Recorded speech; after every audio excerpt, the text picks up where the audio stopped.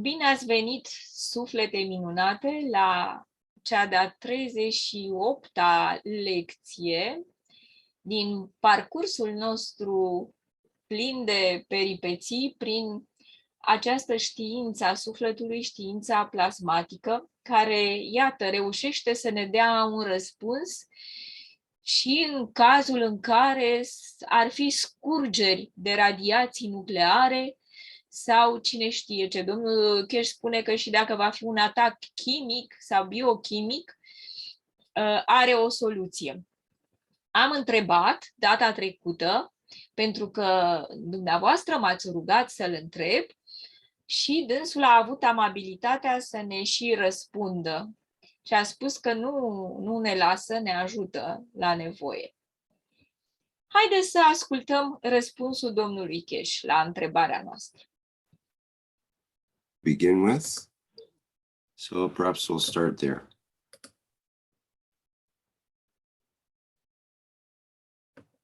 Hello, Salomeea. Can you open your mic there?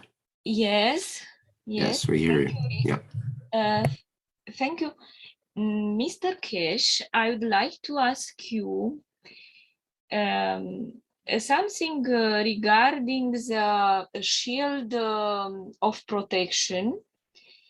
I know you teach entire community about this aspect, but in the future, if you like to go back and refresh our memory, will be very nice and useful.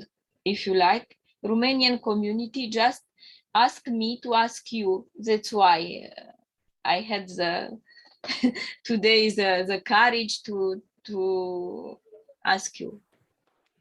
I know why the Romanian community is asking you this question.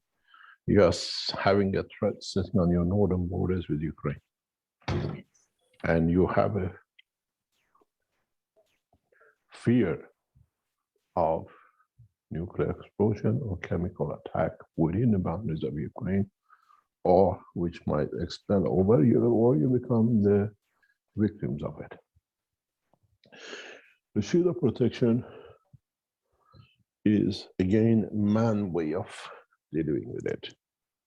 Try to raise the soul of the world leaders that we do not reach that point. Because if we get to that elevation, then for centuries our children would not suffer with contamination. If we just create a shield for ourselves, it's a selfishness that we are protected. But I understand both reasons and both conditions. We blamed the Russians for a lot.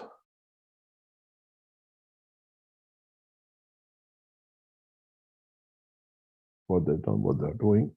In principle, we understand it, and a lot of it is wrong. But on the other hand, we understand their position to protect the integrity of their culture and their religion. Up to now, we were always considered the West as a saint.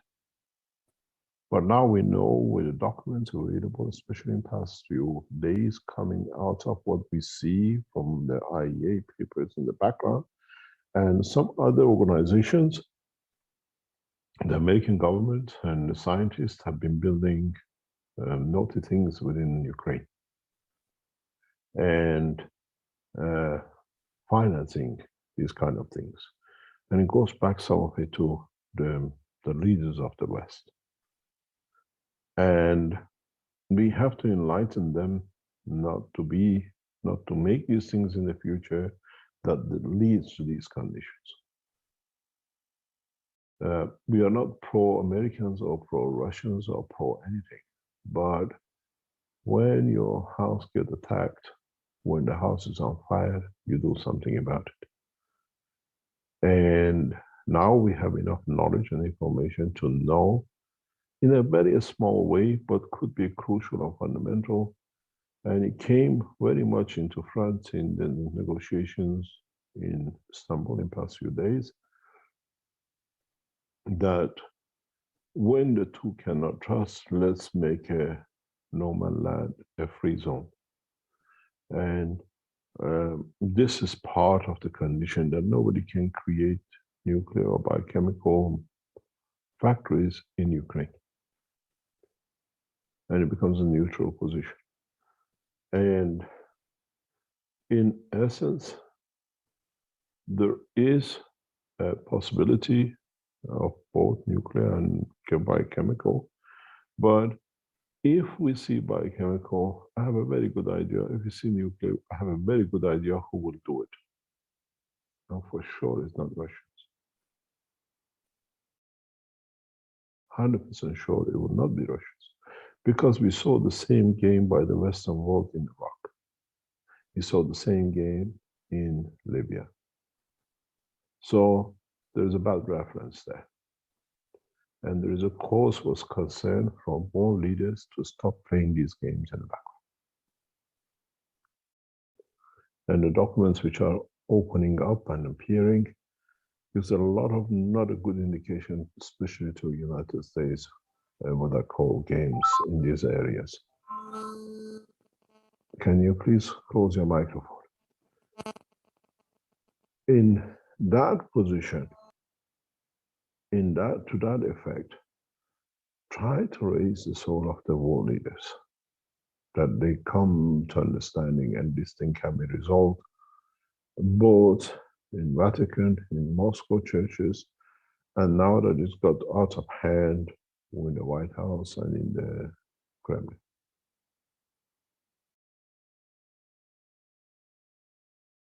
We know families of Romania within 2 kilometers of the Ukrainian border. We are in touch with. We know the concern. We are closely in touch with Northern Romanian community to watch any operation on a daily basis. In so many ways,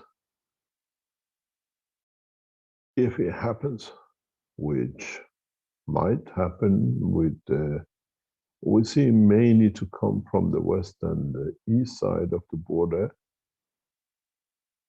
always have a combination of the 3 gases in principle with you. Try to keep the CH3 out of the position.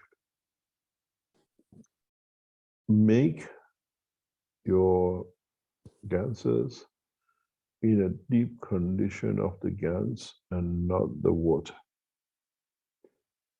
Try to use it outside the building than inside the building. Hold the radiation and hold the, what we call any chemical effect into the wall outside and inside.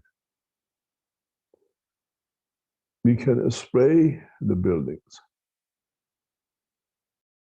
Try to create and use as much amino acid into the water you use, that anything which is in balance with the human level is absorbed and kept outside.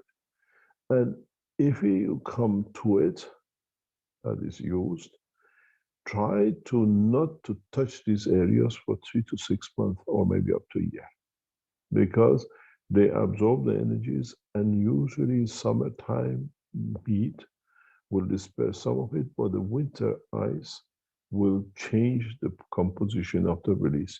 What you absorb as a massive energy will be released next 6 to 12 months. Try to, in a way you are used to in most of the places, to whitewash. Do not use these things on your clothing, under no circumstances. If you are in a vehicle, you travel, try to wash your car with it, but try to avoid the outside of the car if you receive contamination. I always, when I was a student in Queen Mary College, my professors at the beginning had a big objection the way I used to share knowledge with this about nuclear contamination. And I always said, when you see the light of a nuclear explosion, walk into it. Don't walk away from it. If you see it, you have already received it. It will be a lifetime of misery. This is what I know from the nuclear industry. If you see the light of explosion, walk to it. If it's too far from you, you hear or you get, you can control the way I explained. Because when you see the light, the fields of the radiation has already passed through your body. And the mutation of the fields has already started. But if you are near a chemical or biological effect, it's just biology, biological warfare. Biology needs amino acid. And there's a limitation of how much is in the air. If it's in your direction, if it's not absorbed, it'll come through the building, it'll come through the house. You hold it outside the house. You hold it outside the car. We are not all sitting in the house waiting for it. We are traveling, we're shopping, we are going from place to place. You need the three combination of the copper, the zinc, and the CO2 with a huge amount of amino acid. If you have cup 1 life with this amino acid, mix into it. If you have a cup life 2 with it, mix into it. And make sure you have plenty of amino acid. This should attract what is your body is another biological body walking. When others have absorbed it, is less to come to you. If you inhale or you breathe it, you're already contaminated. Follow the same procedure, but 0.9% salt. That it matches the salt of the body of the man, and it can take it out of the body. Just be patient. Do not expect I drank it should change. It'll change gradually. It'll take it out of the body gradually. Never is a difference between the virus and the biological. Virus is energy, biological is part of your body, it's the biology of your body. You handle it totally different way. In a way, you put so many traps in front of it that it does not get to you by the time, or you don't get the strength of it, which is interacting with the cell of the body.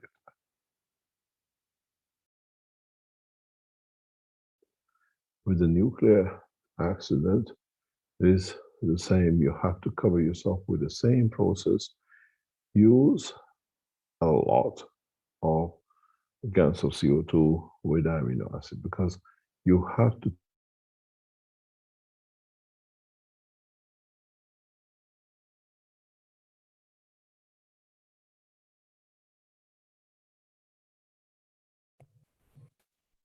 Hello, Mr. Kesh. We lost the audio there, I believe.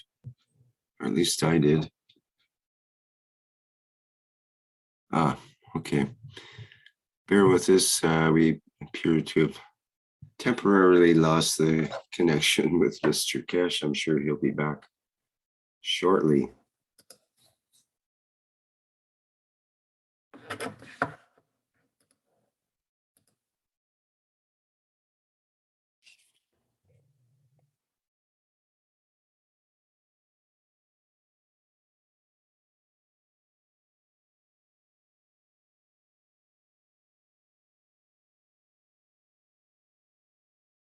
Acum profit de pauză și mai povestesc câte ceva despre război, conflictul ăsta. Mă rog.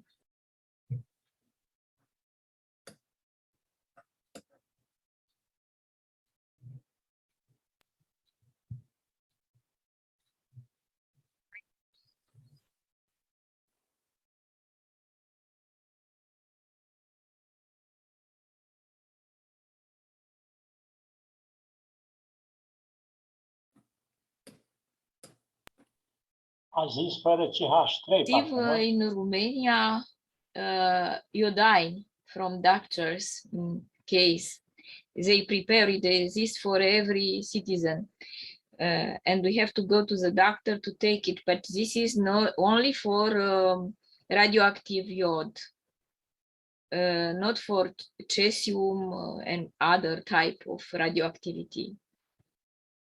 This is a problem, so we need Mr. Cash.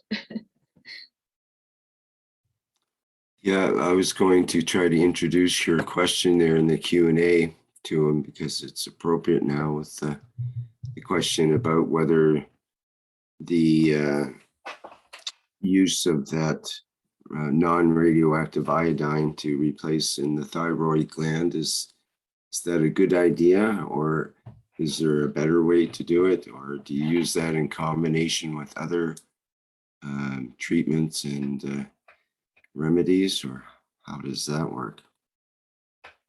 So that's about the only treatment I've heard of that the government gives out to people. They do that in Canada where people live close to a nuclear reactor. They'll give out the iodine kits for the pills for people.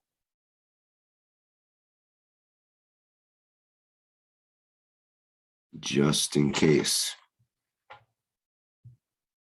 But as you mentioned in your Q&A question here, the medicine does not protect against other radioactive elements such as cesium-134 or cesium-137. Hence your request to please teach us about the KF protection shield.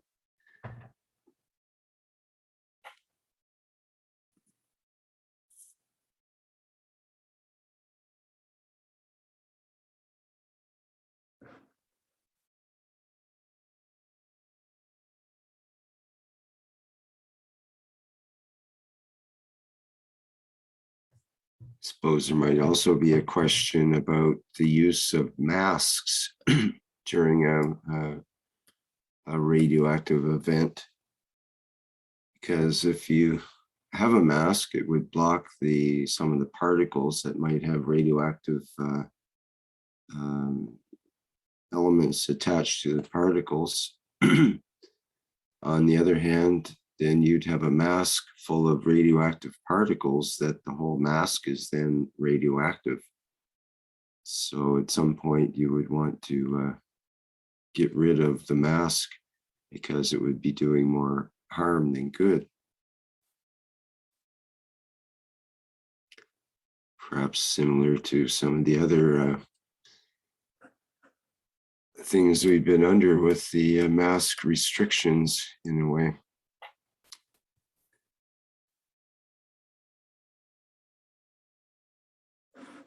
Well, we still don't hear from Mr. Kesh here. He must be having a little trouble getting connected. So bear with us here.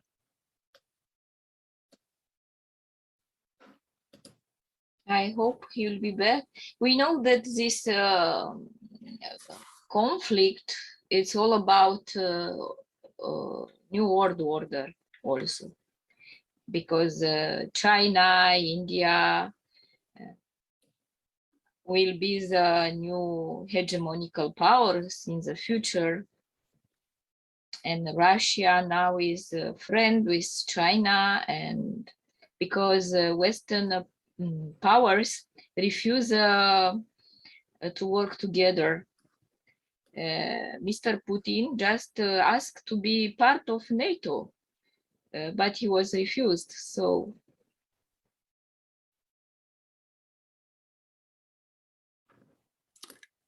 yeah, it's better to be together, all the planet, to have a world federation, like a international state, but a federation. Well, yeah. I was pondering the idea that what if every single nation in the world had to be part of NATO, and that if any nation tried to have a war with any other nation, that would mean by their definition, all the other nations would have to gang up on that one country that was trying to cause a war. Yes, you are right. We are talking about the concept of collective security. NATO has now a concept of collective defense. But Yes, United but Nations has this concept which we are talking about, that all parts are included in this system of collective security.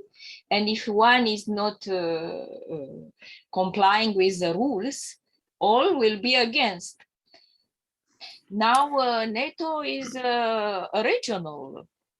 But what if we had it so that if anyone used any weapon against any other country, like period, that would be the rule, then instantly they would have all other countries would have to join in order to stop that threat. So it would make it so it wouldn't be worthwhile to have an army in a way, because all the other countries would be against you and would take you down so fast it would be ridiculous to even try. Yeah.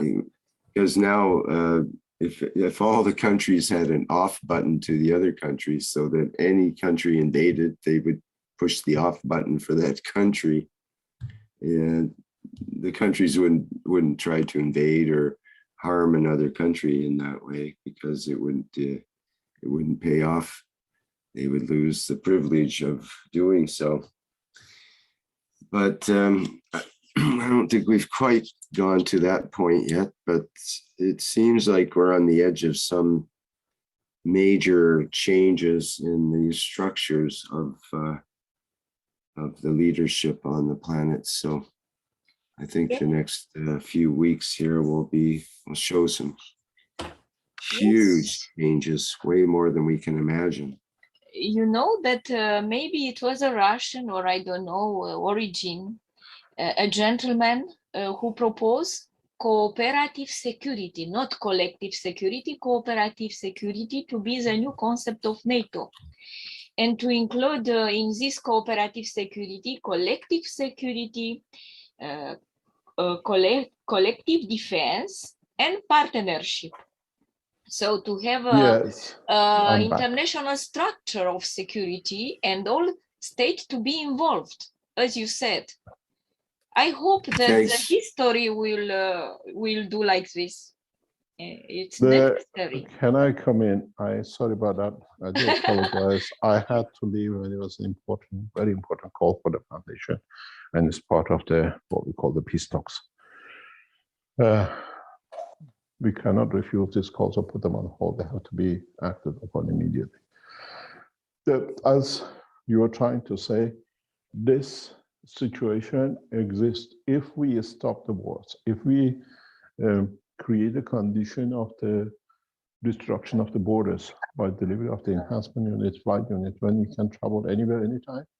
These stupid, what I call race of domination between the nations and making enemy of the others will stop.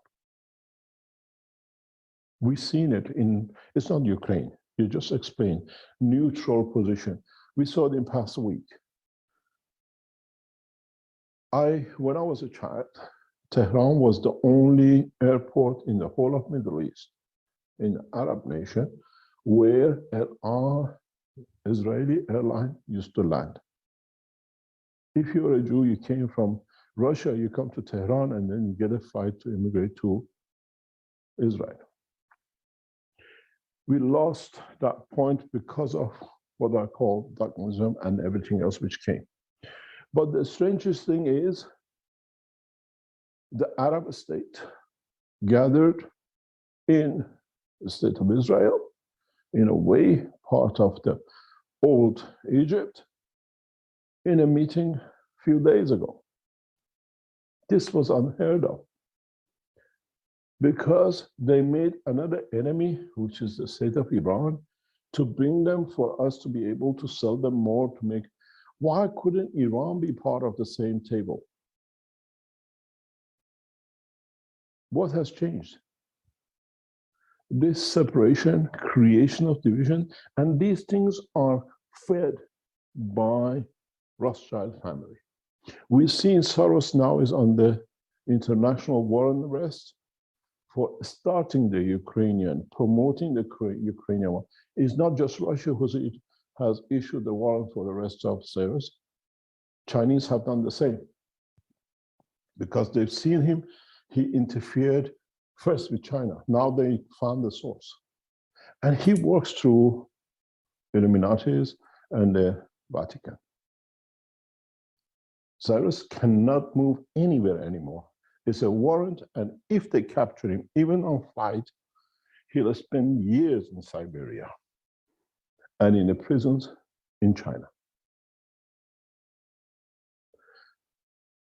We create the new technology to create the condition of no borders, sharing of the technology, and being able to work together. And this will stop this position, what we've seen in Ukraine. And it's literally the job of knowledge seekers. Support of the soul of the world leaders by the Universal Council and the rest of the knowledge seekers, and the knowledgeable knowledge seekers to bring the technology forward, to be able to be shared by everyone, that we don't create borders. The borders has to be the atmosphere of the universe, where it still is not a border, it's part of another part of another life. And negotiating to make Ukraine neutral, negotiating to get some people on our side that we can do more, has to finish. This is what I said to John last night. Do you want me to send you the enhancement unit and then you send them to NASA and then they work with you, or do you want me to send them directly to NASA? Because we are about to ship. That it brings a connection. We give a box to NASA. Their box is empty. We give the unit to Arizona, our box is full. The reactors are getting made. And the beauty of it is, I said to people in the factory, build units that we can give to NASA too, but let them feel the change in the knowledge. If it's given to them, it becomes another race, another point of race. But let them see it. What can we do? We have an empty box.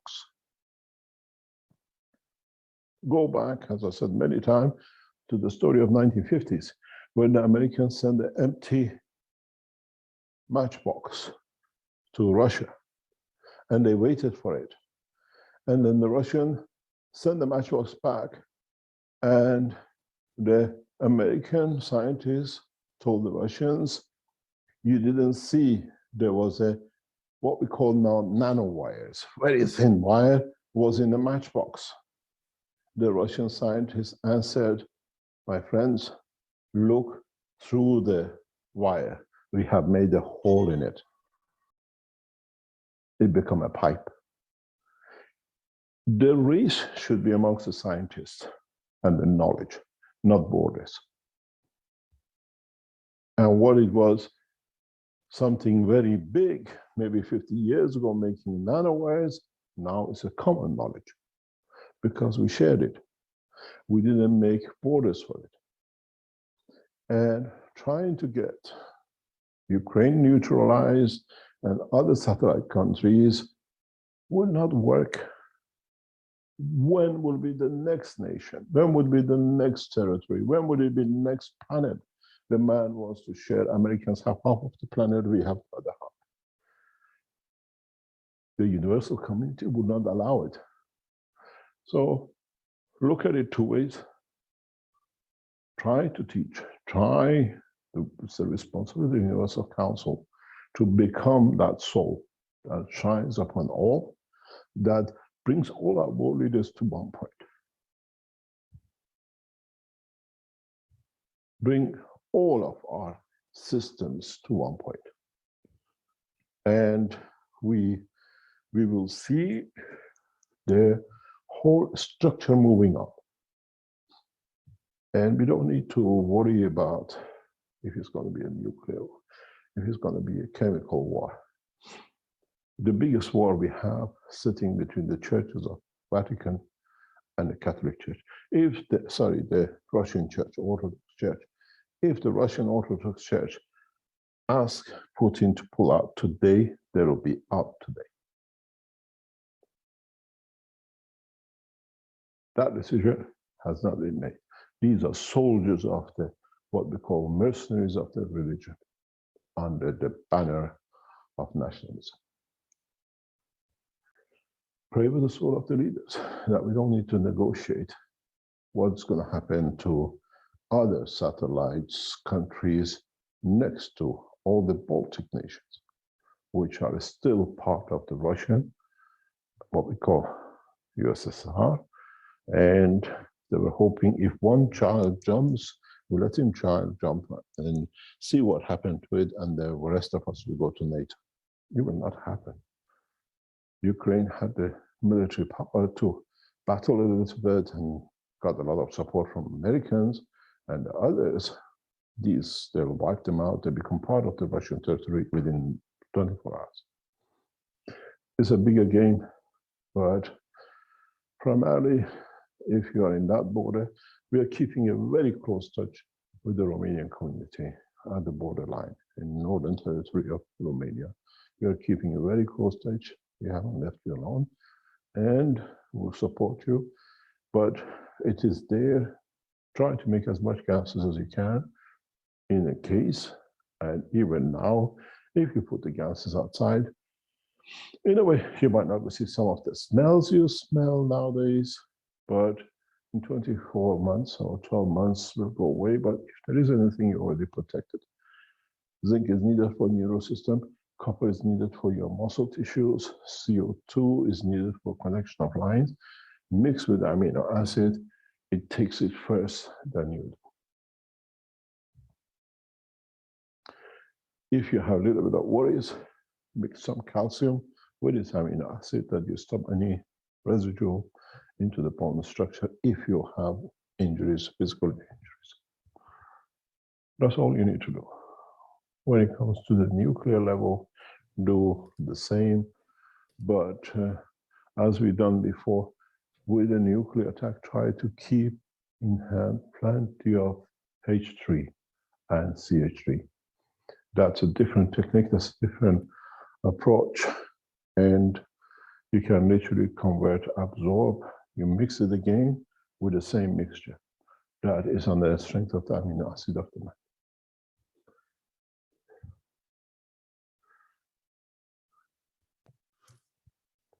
Mr. Kesh, what about the use of the potassium iodide pills? Is that useful? It has never worked. It's just a psychological game played. We came to this conclusion years ago in nuclear industry. If you lived around SCK in Belgium, a nuclear power plant, they have been given these tablets for years. You have to have it.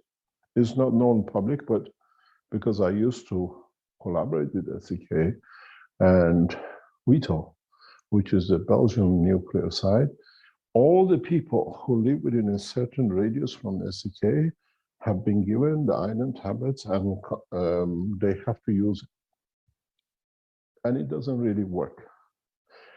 You get more, if you look at it, out of the, what you call it,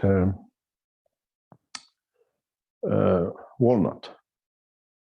Buy a dry walnut and soak it in a cold water.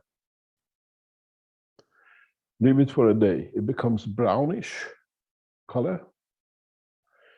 This carries more natural iron than you get in these tablets.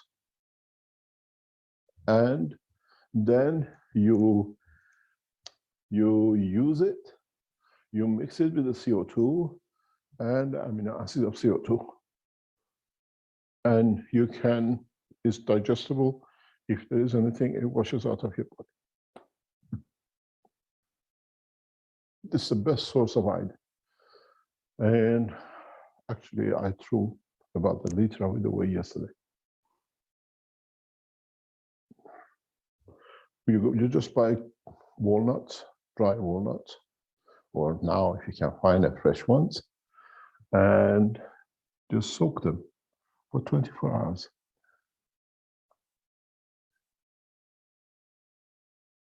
Add a CO2 and the amino acid of CO2.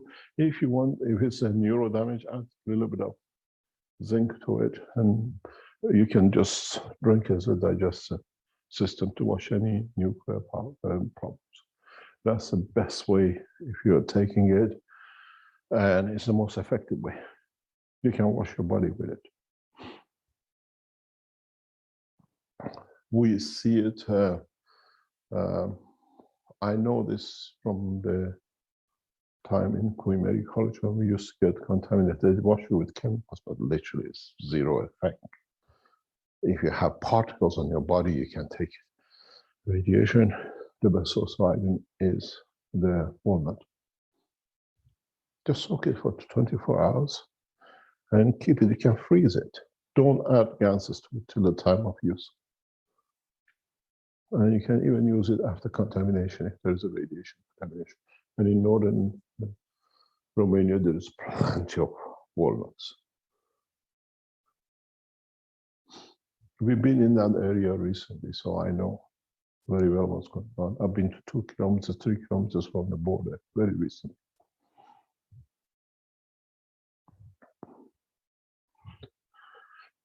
Any other question?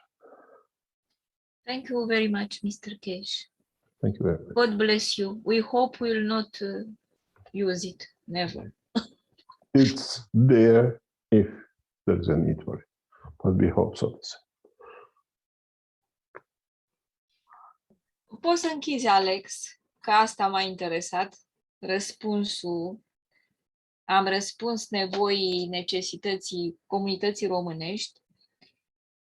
Și domnul Cash, mă rog, ne-a dat câteva indicații. Acum vă rog pe toți să păstrăm 5 minute de data asta, liniște. Dacă mai ai tu să pui floricica, ar fi bine, sau eu știu, să pui ceva, un desen acolo, să nu fie negru, Alex. Păstrăm 5 minute de liniște, o să-mi închid și eu microfonul, vă rog să închideți toți microfoanele. Pentru ce facem lucrul ăsta? Să trimitem intenția păcii în sufletele decidenților care sunt acum la masa negocierilor sau să creeze niște negocieri care să facă pace, să se termine acest conflict cât mai repede cu putință, să nu escaladeze. Mulțumesc!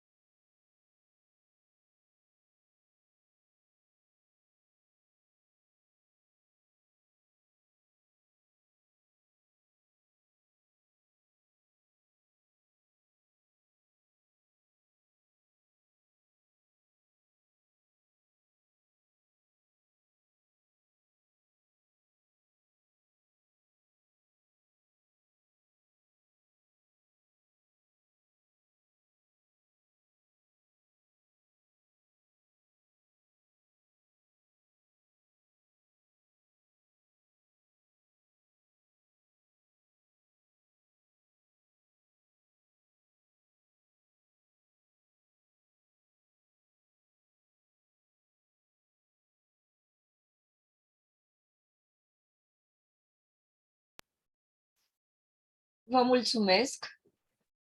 Cred că au trecut 5 minute, nu m-am uitat. Important a fost intenția.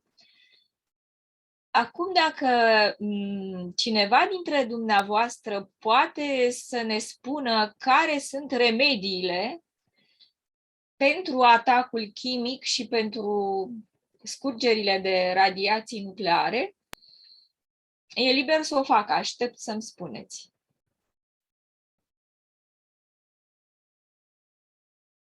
Domnul Ludoșan, ați fost atent? Păi am fost și am înțeles că, clar, nu că se bagă nuca aia în apă rece, nu se fierbe. Da. Au fost discuții Mhm. celelalte. Da. Da, păi mai încolo întreabă cineva dacă se fierb cojile de nucă. Și a zis că nu, că se folosește miezul. N-am mai pus eu, dar seara am discutat noi și despre asta. A pus Adrian și acel fragment. Aha. Da. Da, și ce folosim? Folosim cele 3 gansuri, da? Pe care le știm. Asta cu nuca apartema de CO2, a zis.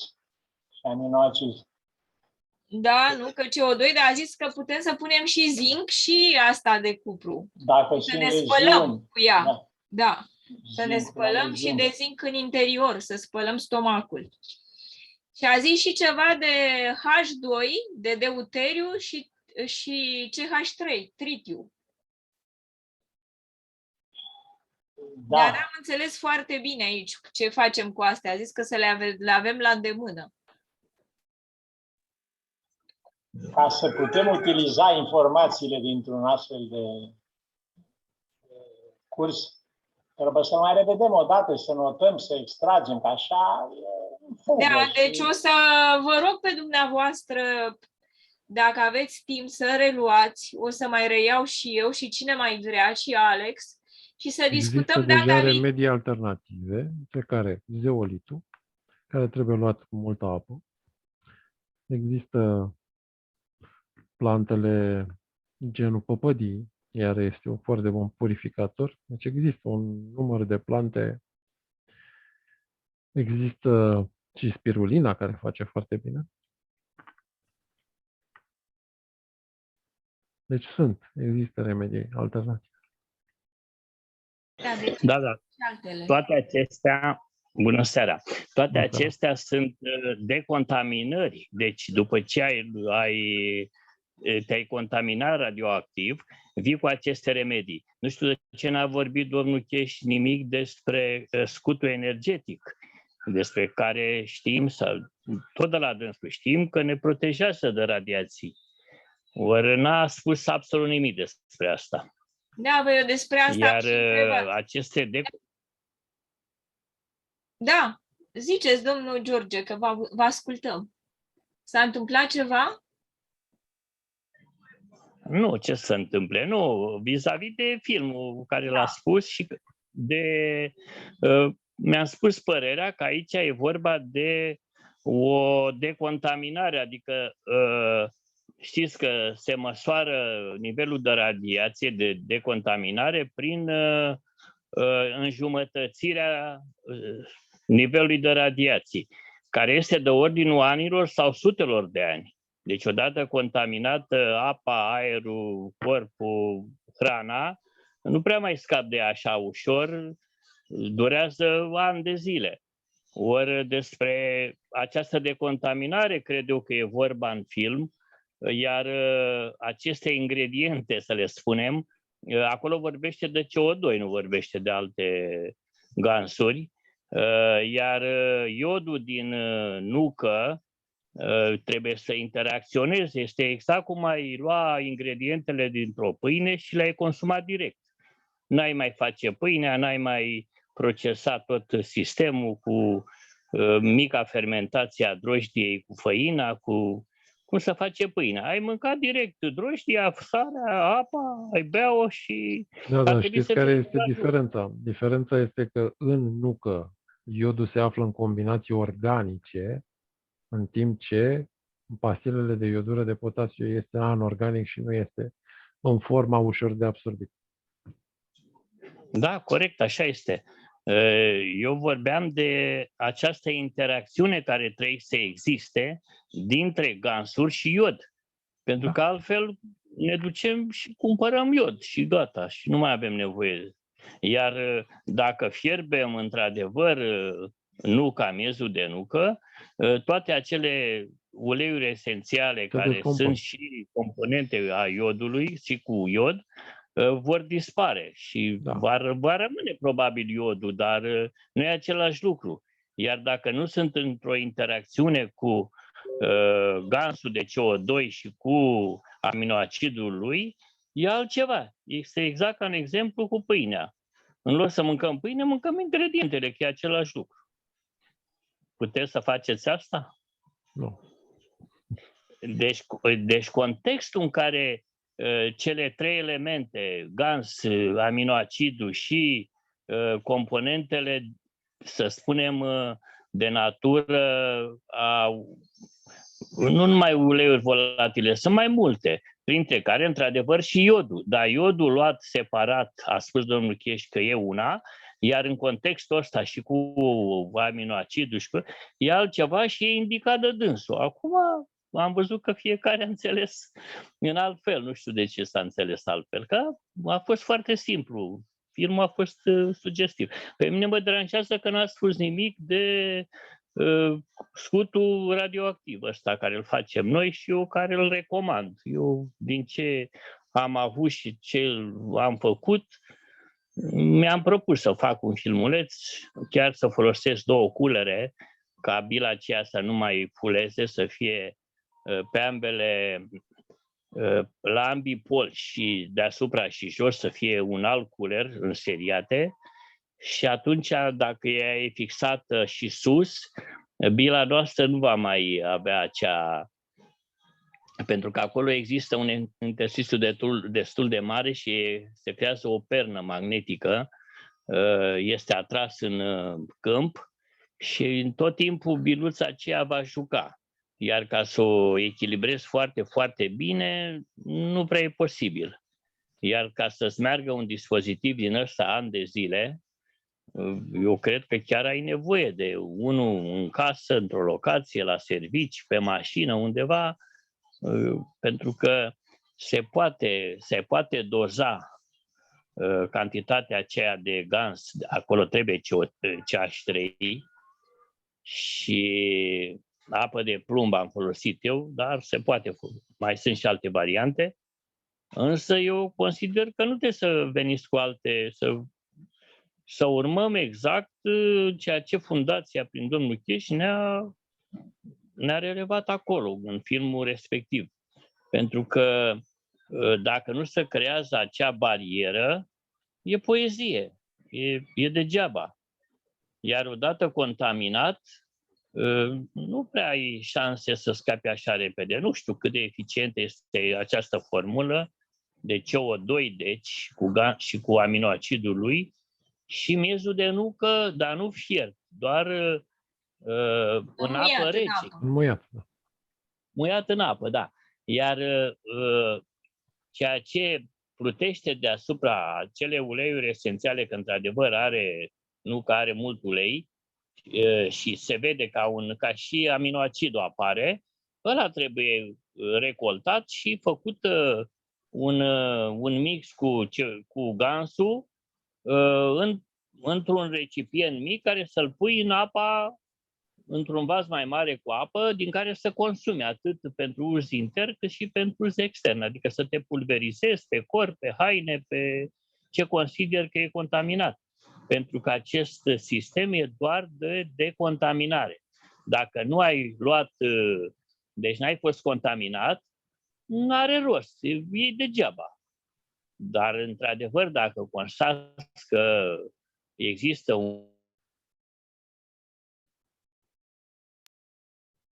Nu se mai aude. V-ați întrerupt, nu aveți semnal.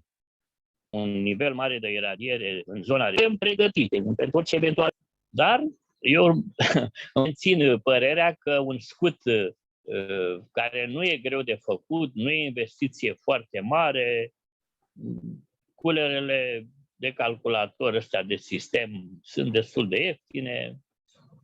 O Trebuie bilă, determinată doar proporția de gansuri din bilă. Asta e problema. proporția de gans, aia trebuie experimentată. E funcție de turație, de puritatea gansului.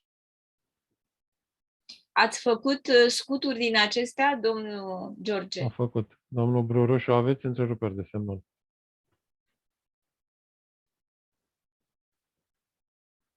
Și cum putem să știm că sunt eficiente și, de fapt, eficace? Eu l-am folosit gansul ăla mai complet. Am avut zamac, am avut eu, erau alte teorii, erau alte păreri și eu am făcut ca domnul Șador, că dânsul a venit cu ideea de a pune, ba chiar a zis să folosim apă minerală, care prin natura ei are multe minereuri. Și eu în genul ăsta l-am făcut gansul acela care mi-a dat rezultate. Acum nu știu ce să vă spun.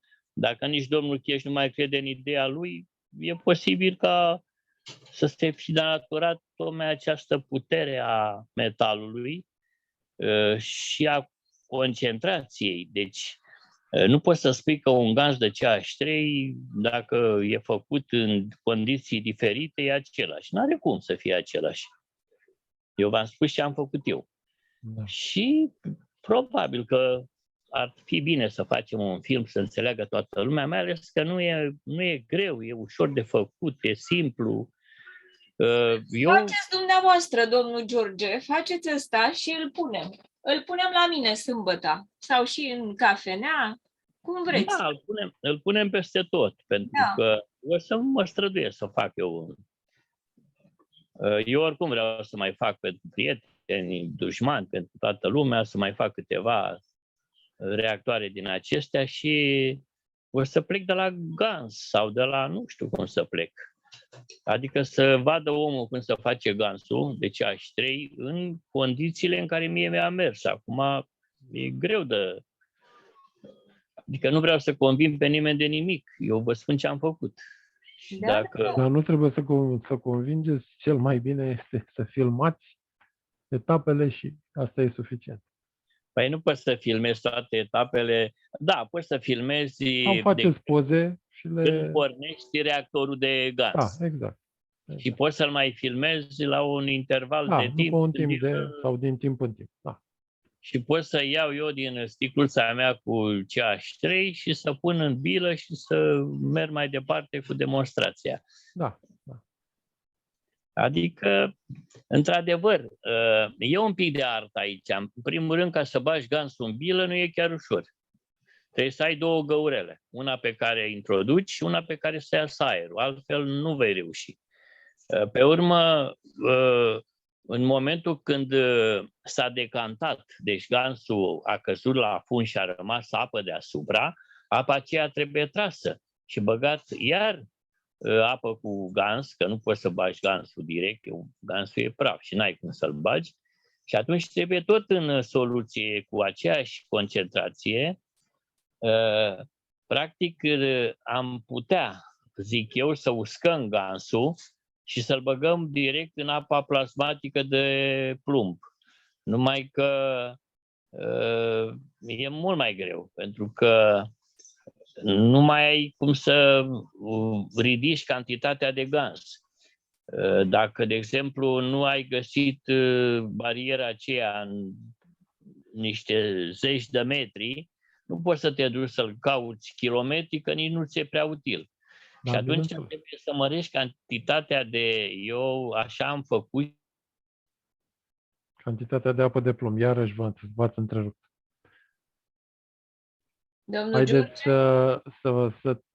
Haideți să trecem totuși la lecția noastră, că se face târziu. Da, o idee bună, Alex. Și așa mi-a mers. Acum e direct proporțional cu turația, este invers proporțional. Și cu cât concentrația de CH3 e mai mare, cu atât se apropie, adică se micșorează rața. Ați avut până acum 3 întreruperi. Deci aveți deci cel mai bine este să ne faceți filmul filmulețul cu toate detaliile pe care le considerați dumneavoastră și așteptăm cu mare interes și cu recunoștință când reușiți să-l faceți. Data viitoare sau... Mare drag. Da, sunt la țară și nu prea am net unde stau eu acum. Când puteți, mă anunțați și vă fac loc. Nu trebuie să-mi faceți loc, e un filmuleț care nu o să fie mare, o să-l punem, eu nu o să comentez prea mult, o să arăt concret cum se poate face, pentru că, noi care suntem mai vechi și am mai făcut, cam știm să-l facem, cred eu. Dar cei noi n-au de unde să știe și e și greu de înțeles. Da. Ca să centrezi biluța, să o umpli măcar până la meridian, trebuie să treacă de meridian, să fie cât mai mult gans. Și ca să scapi de apă, mă auziți acum? Sau vorbesc singur?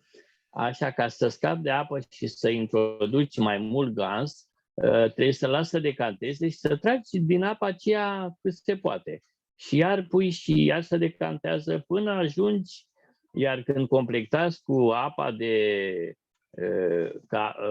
practic trebuie să tragi apa gansului, deci apa de CH2, de CH3, deci să tragă cât se poate, cât mai mult.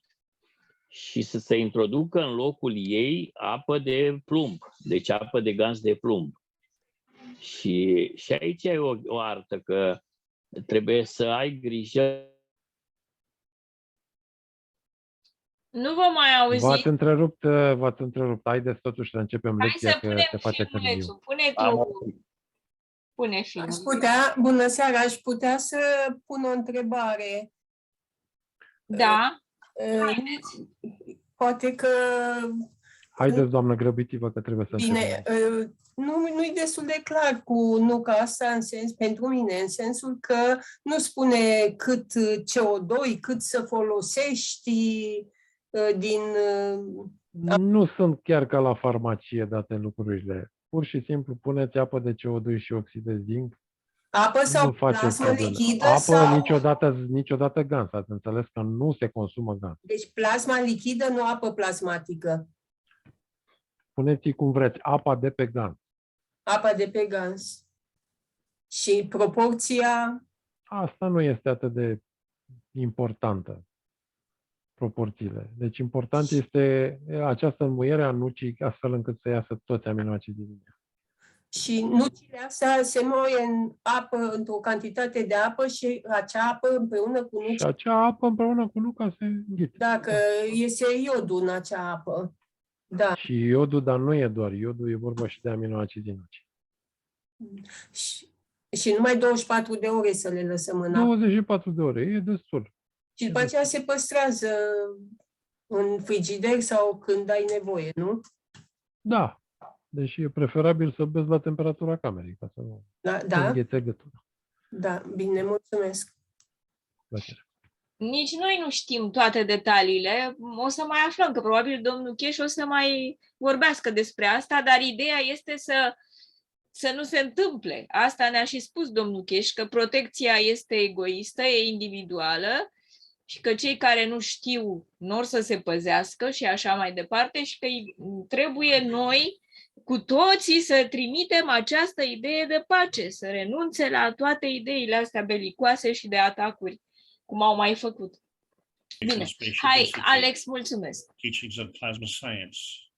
We are Doamna Salomeea. on the intermediate vorbim după film, da? Ca început lecția. Estamos en las enseñanzas intermedias. ¿Aló? Yes, Hola, Liliana. I'm going to have to mute you, Alenka. Your mic is open. Can I mute you, please? Yes, I'm... Thank you. No problem. So this is the first class of the Intermediate Insight series. It's called Default. And my name is Alexander. I'm from Canada. It is March 20th, 2022. This is the Kesh Foundation North American Plasma Education Series. And so it does include Canada, the US, and Mexico. That's part of the North American team. But as you can see, we have representation from all 6 continents. And so this becomes quite an international event. And it's not just for those who are present. It's for those who will be listening in the future. There are certain conflicts today. And so one of those is that it's a new year in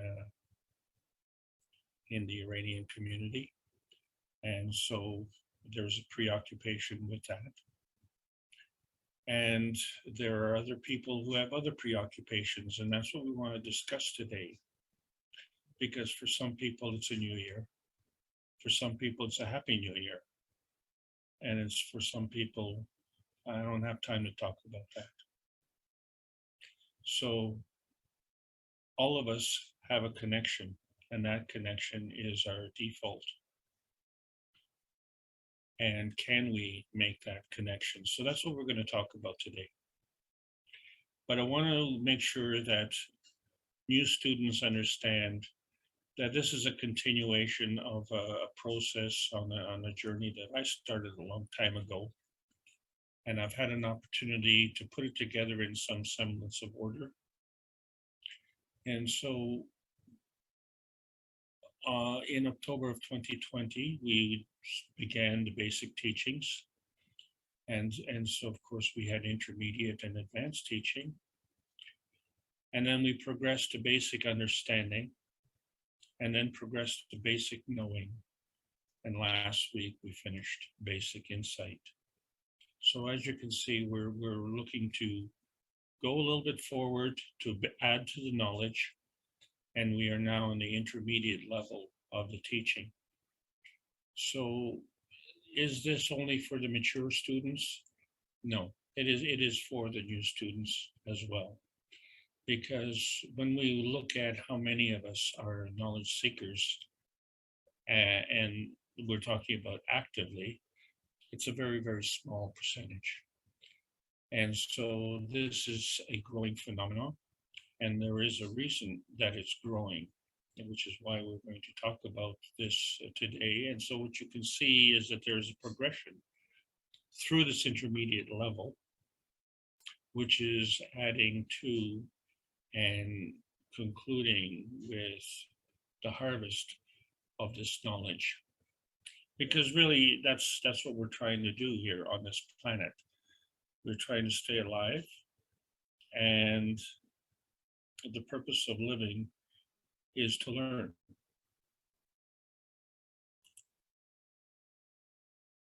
And we have other considerations. So one of those considerations is to break into the new era. So we've set a date, June the 6th, 2022, the launch to the moon. And we are in that countdown. And as they say, it's T minus 77 days. It's T minus 77 days and counting. And there are many questions as to how we are going to do that. I'd like to just say that please rest assured that the future is in the past tense, and you shall see what that means, because there is a connection. And so we want to talk about that connection. So you understand that when we mess things up, which is almost always, we have this option. And so let's say it's your phone, or let's say it's your computer, or let's say it's a system that you've been working on and for some reason it's all messed up. We have an option to reset to the factory settings.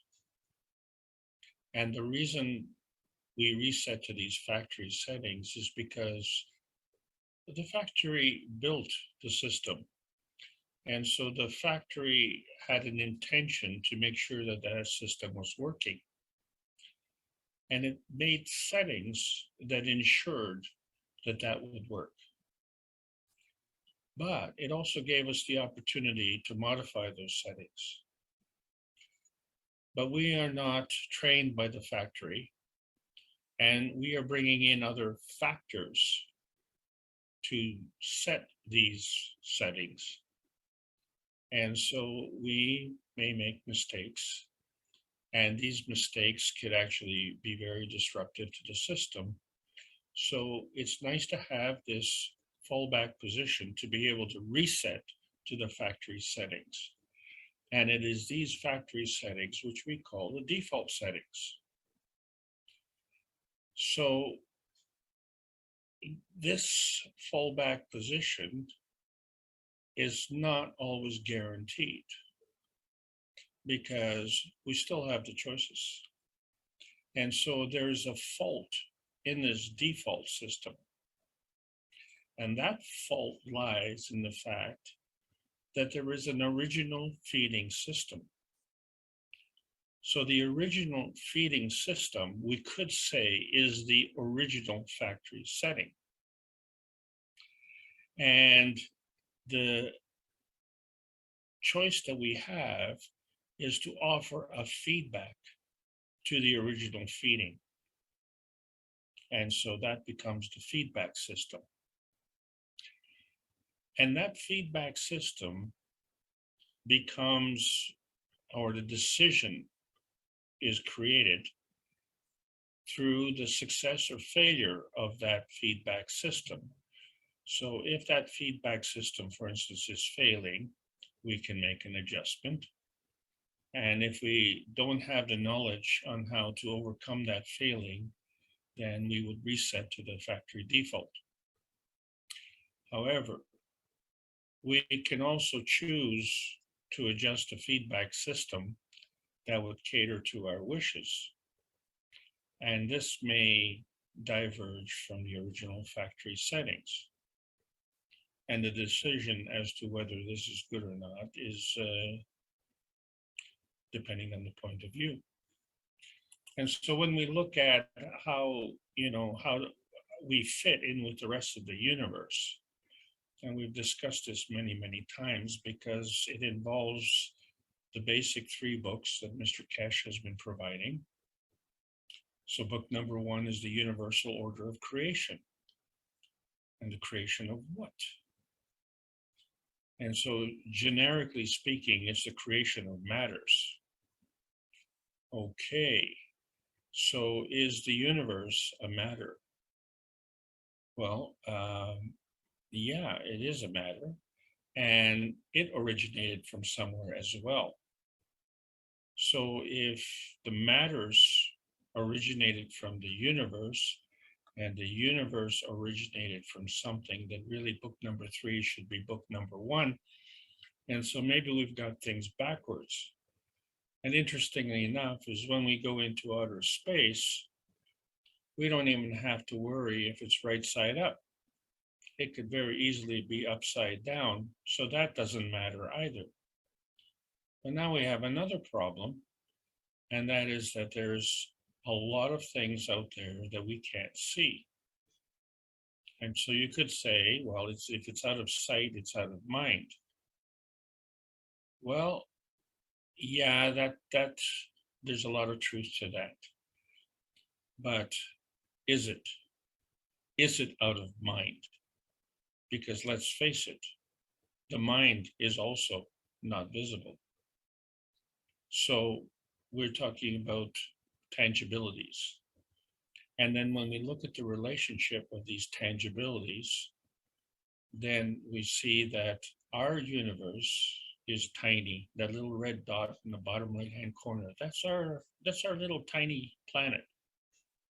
And that little tiny planet is only tiny because if we compare it to the rest of the universe.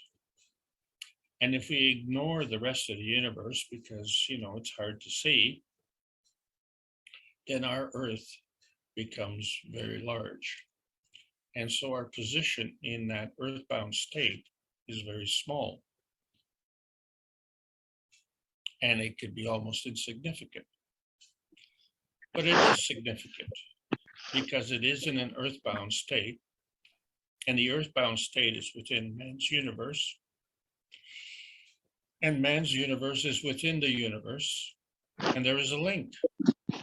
And that link is also not visible. And so that link is also out of sight and therefore out of mind. And so what we're saying now is that there has to be a connection to the default position of the universe. There's a source, and we are connected to that source. We're also connected to our earthbound state. So in fact, the question comes, which direction does our source come from, and how is it exactly that we are linked? And so we came to the conclusion last week that there's an inside with respect to our earthbound state, and there's an outside with respect to our earthbound state, and that there is a connection, which we call a dynamic plasma. So that dynamic plasma, when it comes from within, is the feeding system. And when it goes out, it has to come back. And so that becomes the feedback system. And those are not the only two options. So what we're going to talk about today is the feeding system. What is it that's inside? And how does it move around? So when we look at the various limitations that we have, if we only look at what we can see, and if it's the first time you're looking at this panel, it seems very confusing, I guess. But we've been building it up over the last 2 years. And so what we're trying to identify is the soul limitations, because what we want to do is transcend the soul limitations. So we have focused a lot on the physicality. And so we know that there's a physical body, and there's obviously a brain in our body, and that too is physical. But this is what grounds us or anchors us to this planet. And we find that there is a conflict, because now we realize there's a tugging as a pulling, a tugging from another direction. And so that tugging is also coming from another anchor. And so the anchor that is pulling us, whether it is pulling us from the soul direction, or whether it's pulling us from the physical direction, is pulling us. And that is what we feel. And you can understand that because it's a lot easier to pull on an anchor, to pull on a chain, or to pull on a rope. Try it sometime. See if you can push a rope. See if you can push a string. And see how effective you'd be.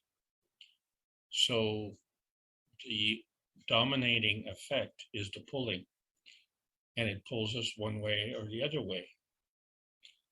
And so we have emotions which are pulling us, and they manifest in a physical movement. And so these emotions that we've been able to identify is the divergence of the emotion of presence. In other words, the emotion of presence is a combination of the emotion of past and the emotion of the future. Doesn't that make sense? So we look at our future based on our past, but there's no rule that says that that has to be, because the emotion of presence is the learning total that we get from the emotion of the past. And with that learning comes an awareness. And with that awareness, we go through this transformation. And because we are all independent, so then the question comes is, how could we be independent if we all come from the same source? And so the reason for that is because there's an interaction. And it is this interaction, which we call inertia. And this is related to this planet. So this inertia is the interaction of plasma fields between the sun and the earth. And so we see that, well, the sun is feeding us. And so as a result of the sun feeding us, the earth is giving a feedback. And this is good because we walk on the earth and we look up to the sun. So we are well anchored. We are well anchored in our motion of presence.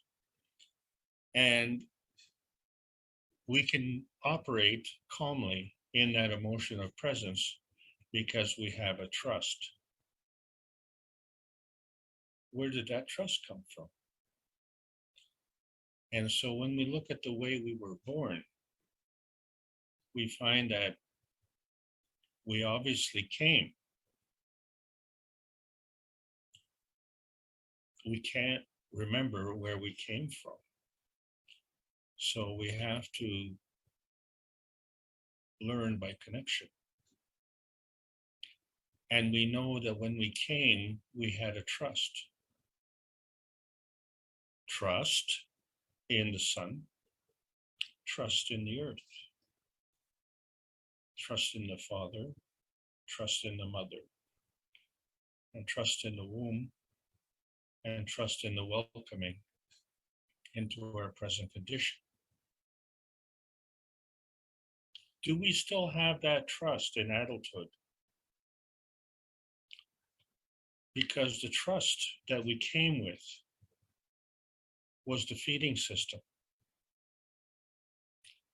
And the trust that we have now is the feedback system. And how effective is this feedback system?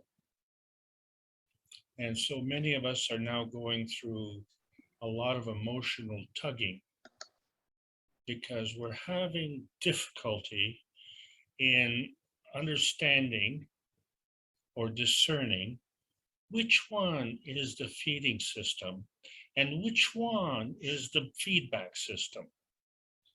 And why is this important? And it is important because the trust that you arrived with here was the default factory setting. And the factory is the home of the creator, and you are the product. So you are a product of that default factory setting. And so the continuation is open for you to decide how you're going to feed back to that. And so this is the beauty of the life, is that you have this free will. Well, how free is it? How free is your independence when your freedom is dependent on others who are likewise independent? And if those whom you are dependent on are undependable, then your independence is dependent on undependability. What kind of feedback system is that? And so when we look at our situation, we see that we have a situation on this planet where we are morally, socially, and financially bankrupt. And so that's very good because that's the feedback that we have. And what that feedback is telling us in the most obvious way is that we need to reset to the default position. Well, we have another problem, and that is a conditional feedback. And this conditional feedback is based on double talk. So where words have double meanings, and as such, then they have double understanding. How can you differentiate between the feeding system or the feedback system, especially when the feedback system which you depend on is limited? And so if you only depend on these feedback systems, this impacts your soul. And so these are the soul limitations. Let me give you an example. I brought up a personal situation that I ran into a while ago, and I'll repeat it again because it kind of demonstrates what the default position is. My friend had a 6-car garage. It was a beautiful home, beautiful garage, and he had 6 cars. None of these cars was under $80,000. In fact, that was the cheapest car. So the estimated value of these 6 cars would be over $600,000. So that 6-car garage in estimated value for me would have been like 20 cars. I like driving expensive cars, but there are limitations on where you can go. And then, of course, there's the cost of the repairs. So expensive cars are more expensive to repair than cheap cars. In fact, sometimes the cost of the repair is more than the cost of a cheap car. And he was pointing out these cars to me because he was trying to impress me. And I'm looking at it and I said, well, you know what? If I had a car and I only need 1 car, or maybe I would have the luxury of a 2nd car in case the first car would have to be repaired. So I'd still have access to a car. But what do I need the other 18 cars for? And unless you're a collector, I guess. But the thing is that all of these cars were internal combustion vehicles. So there was no innovation, there was no novelty. They were all regular cars that you can get from a regular car dealer, and they were all purchased with money. And money is something that all of us have an opportunity to make. I'm not saying how much money or, how successful we are. I'm just saying that all of us can make money. And those who make more money can afford more expensive vehicles.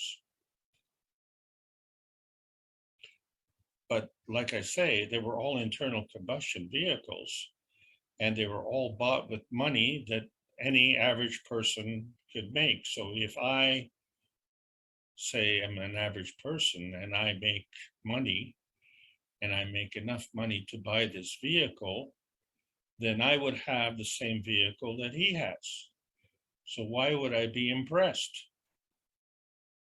The fact of the matter is, I'd be more impressed if he had a 6-car stable like this. And as silly as this looks, the whole concept of being impressed with his possessions, his physical possessions, which are all based on money, there's no novelty, there's no humor, there's nothing really to be impressed about. And okay, well, that's fine. But why does he want to impress me? And why is it important to him to impress me because I'm a nobody. So why does he want to impress me? And in fact, let's go one step further. Why does he need to impress anybody? Except maybe he needs to impress himself. And so that brings us to another story. And that is to figure out what is it that's really important. And I've said, if important is not important, then really nothing is important. And so we find that when we're defining plasma, that the plasma is an energy state, and it transcends the limitations of science. Well, isn't that important? Isn't that important to know? And so we find in today's environment that we have things that are occupying our minds. And we find that we are literally going into uncharted skies. And so you forgive me as if I, as a teacher, am becoming a student, because I'm trying to figure out who do I follow and who do I learn from? And so the answer always boils down to you have to follow the moral leader. Okay, because the moral leader caters to your default position.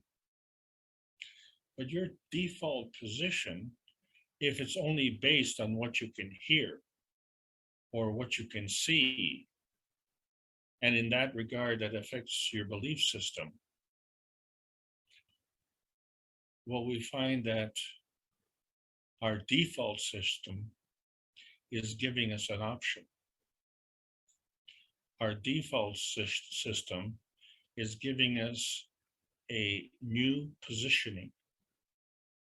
And so we have a physicality and we have a trust and a source of this trust. The source of the trust is the default positioning. Our physicality is our target. But our understanding is the way that we can navigate these uncharted skies. And so we have to sort it out. And we say, well, we have to get elevated. And so we see, well, there's a connection to the plasma science, but there's also connection to the soul of the sun. And actually, there's a connection even beyond. And so what we find is that if we can tune in to all of this and turn on to the energy of the universe, what we have to do is drop out of our physical limitation. And as we say, there is a rough road ahead. Well, why is there a rough road ahead? Well, it's spring.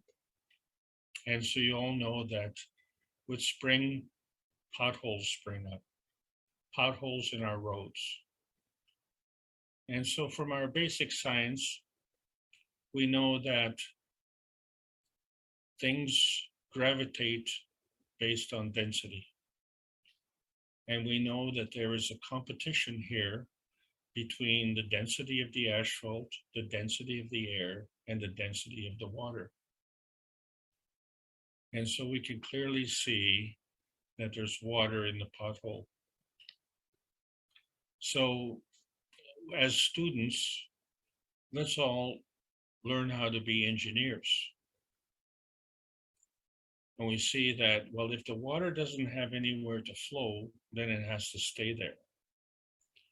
And how did the water get in there in the first place? So what you have to realize is that the asphalt is the road surface.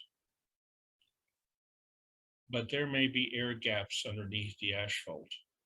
And what we do know is that that water is not going anywhere. So therefore, if the water gets an opportunity to displace the air gap underneath the asphalt, then Now we have water underneath the asphalt. And we know, because of the universal solvent characteristic of water, that water, unlike other elements, expands when it freezes. It's a unique characteristic. And so when it expands, of course, it creates ice, which pumps up the asphalt. And because the asphalt is rigid, it doesn't have the flexibility. So when a car drives over it, it breaks the asphalt. Well, this is a natural process. So this is a natural feeding system where we have a natural product like a road, a natural air, natural water. And when we bring these into combination through the changes of the season are the feedback system. And our adaptation to this changing of the seasons is measured by how we understand this road to be engineered. And clearly, and this is not unique to wherever this is in England, but this is not unique to England, it's everywhere. We have potholes everywhere. And so how do we deal with this? Because it's important. Well, here comes the pothole fixer.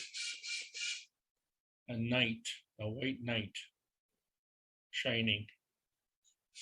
And so we need a conditional feeding system, right? Because the conditional feedback system is not working. The potholes need to be fixed.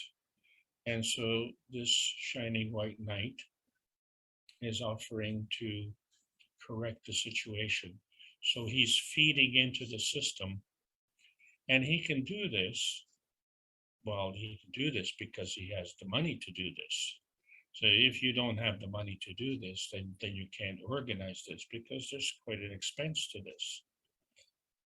And funny enough, there's a feedback to this feedback, insofar as there are complaints that the feeding to this system is actually a problem.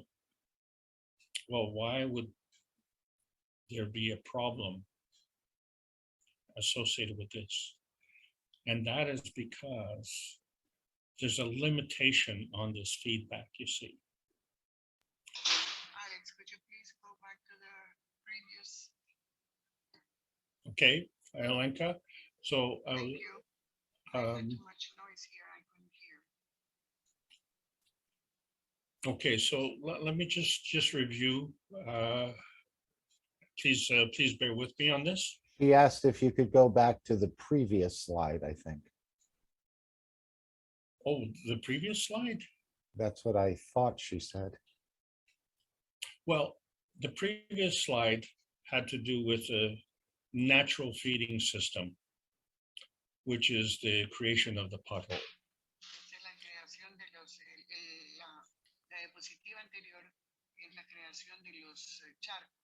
I'm going to mute her. Okay, thank you. Okay, so the shining knight, the white knight, who's now going to feed into this system, is going to fix these potholes. And so that will be the feedback. You will get a fixed pothole. But as a result of this feedback, there's another feedback which was complaining that he was doing this. And the reason that he was doing this was because he had the money to do this, and because he needed to do this. But you see, there were limitations on the feedback. And so what I want to do is to address the other conditions of this feedback system. And so from the shining white knight's perspective, he wants to drive his Ferrari on a proper road, and the potholes were damaging his suspension system. So we could discuss that if he were to purchase a cheaper car, like one of the ones that I would purchase, he could literally drive that on these potholes until the potholes get fixed. But he insists on driving the expensive car. So really, the reason that he was fixing this road was not for me and my cheap car, but for him and his expensive car. And of course, the engineer is upset because what does he know about fixing the roads? He's an entertainer. Well, you don't have to be a rocket scientist to fix the road, but that's never mind. The thing is that this now is a journalistic commentary. And this class is not a commentary. This is a class is for educational purposes. I'm not trying to make a comment here, except that this journalist has decided that the story is that this white knight has offered to donate his time and money to fixing the roads for the benefit of everybody. But when you see the complaints that come out, then he is not a pothole fixer, he's really a whistleblower. And who are we blowing the whistle on? Well, this is the thing. The person who is responsible for this is scot-free. In other words, there's no discussion. You see, because the community pays for the maintenance of this road, and there is a provision for someone to take care of the maintenance of this road. And that person is derelict in their duty. And the journalist had an opportunity to expose this. And so the journalist is derelict in his duty. And the engineer had an opportunity to design the road as per the natural feeding system. And he's derelict in his duty. And the whistleblower did not blow the whistle on those who are derelict in their duty. So even the whistleblower is derelict in his duty. And this is the feedback that we get. And the best way that we can summarize this feedback is entertainment. It's entertaining to see the interaction of these feedback systems. The tragedy is that this is part of the mainstream news. And on this mainstream news, there are different things of different importance. So we know that we have wars. We know that we have conflicts. We know that we have, shall we say, harshness in our survivability. And we know that we have existential crises. This story is competing with all of those. That's ridiculous. Don't you think that that's ridiculous? That all of these stories can carry the same weight? What is going on? As plasma knowledge seekers, you understand that the main story is how we can overcome our soul limitations with the plasma science, which nobody talks about because we're preoccupied with potholes, which verify and validate our existence. But when it's out of balance, then we have a confirmation.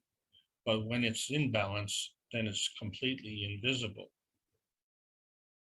So the visibility is not necessarily dependent on the balancing. Plasmatically speaking, yes. But if you limit the feedback, then you can make anything disappear. And so we are at this vanishing point where we have a real vanishing point, the plasma science, or we have a contrived vanishing point, which is ignoring the obvious.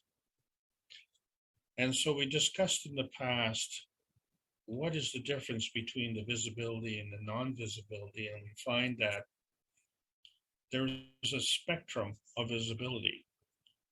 And this spectrum of visibility falls within a certain range of wavelengths and a certain range of frequencies. And as such, we have specific dimensions, which we call colors. And each of them has a kind of range. And is at the center of this range, what we call the focal point, that we have described these colors. So we have a rainbow that goes from red to blue. And when we look at an actual rainbow in the sky, we find that the blue is on the inside and the red is on the outside. And we have discovered already that the speed of light is constant. And so what we're looking at is different colors of light. So in order for the speed of light to be constant, then as the ratio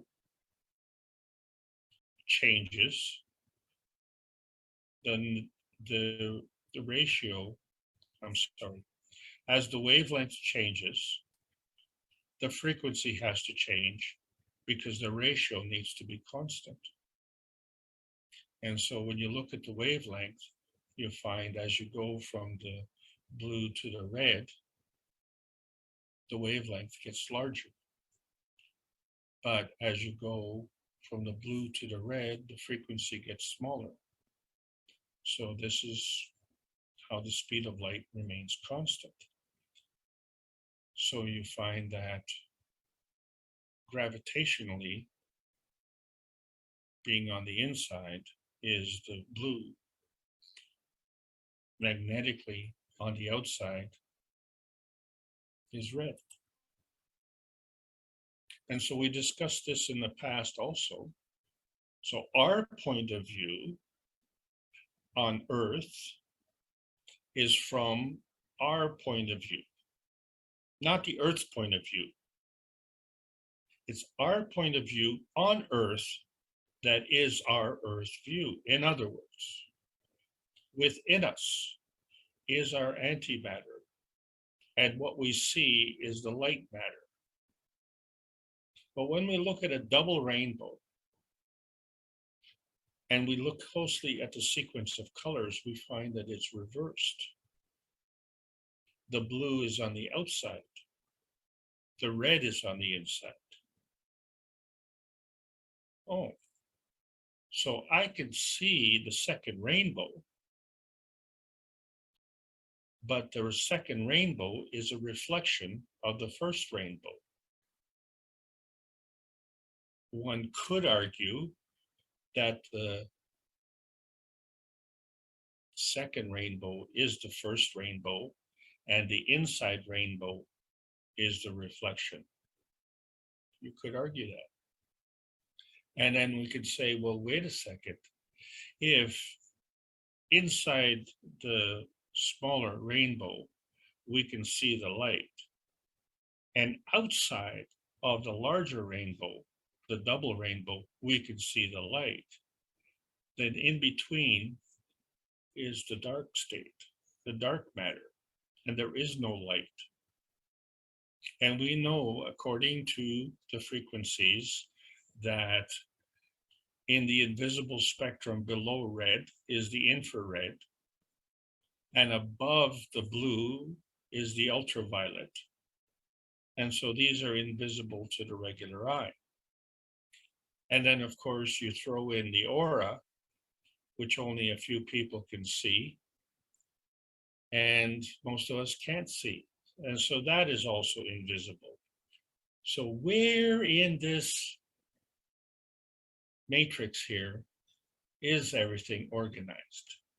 So fundamentally, we see that our Earth state becomes the matter state. And then beyond the second rainbow is the outer space. But this is where the error comes in, because in order to see the light, and let's talk about the Earth light, which is gravitational. And so when we look at the convergence, the blue convergence,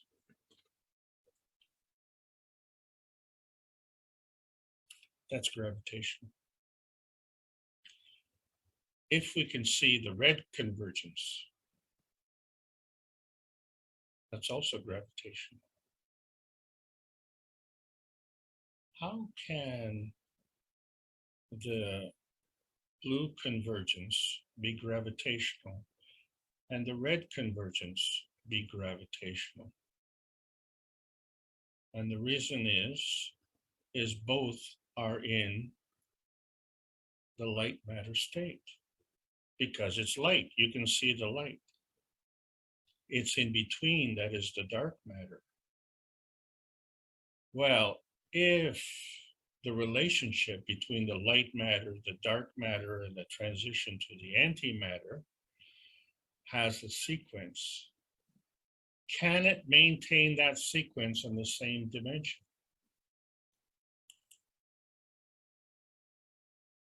Not really, because the Earth side is in the light, and outside the second rainbow is also in the light. And the in-between is the dark matter. So what you have is the light matter sandwiching the dark matter. So really the antimatter disappears. So now you have the matter plasma disappearing into the outer space, and you have the Earth matter disappearing into your inner space, you, the inner one. Well, you've now disappeared on both sides. You've completely vanished. You have vanished. The antimatter has vanished. And this is supposedly our point of view. So now what we're talking about is the difference between the feeding and the feedback system. So nature is teaching us what the feeding is and how it works. And do we accept that? Can we explain that? Does it make sense? Or is our feedback limited in some way? So let's put it this way. What we see, what we touch, and what we feel is our feedback system. And so in this example, the inside rainbow is a feedback system. The outside rainbow is a feedback system. The in-between must be the feeding system. And this feeding system is operating in a different dimension.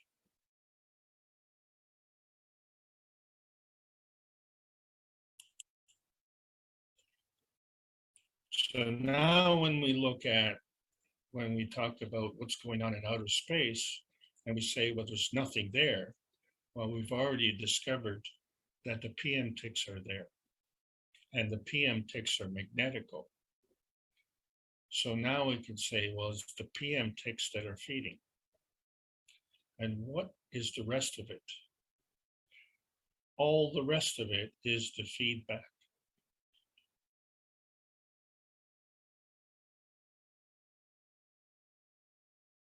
We've been through this panel before. So the plasmagen conversion is the balance between the feeding and the feedback system. And so it doesn't matter where you are. whether it's discussing antimatter, dark matter, mattergen, or the Magrav condition, or even the field interaction point, there is always a default position. There's always a default feeding position, the factory reset. And this factory reset is what we see that determines our transmission and our transition, which we've discussed as the fields of rotation and the fields with polarity.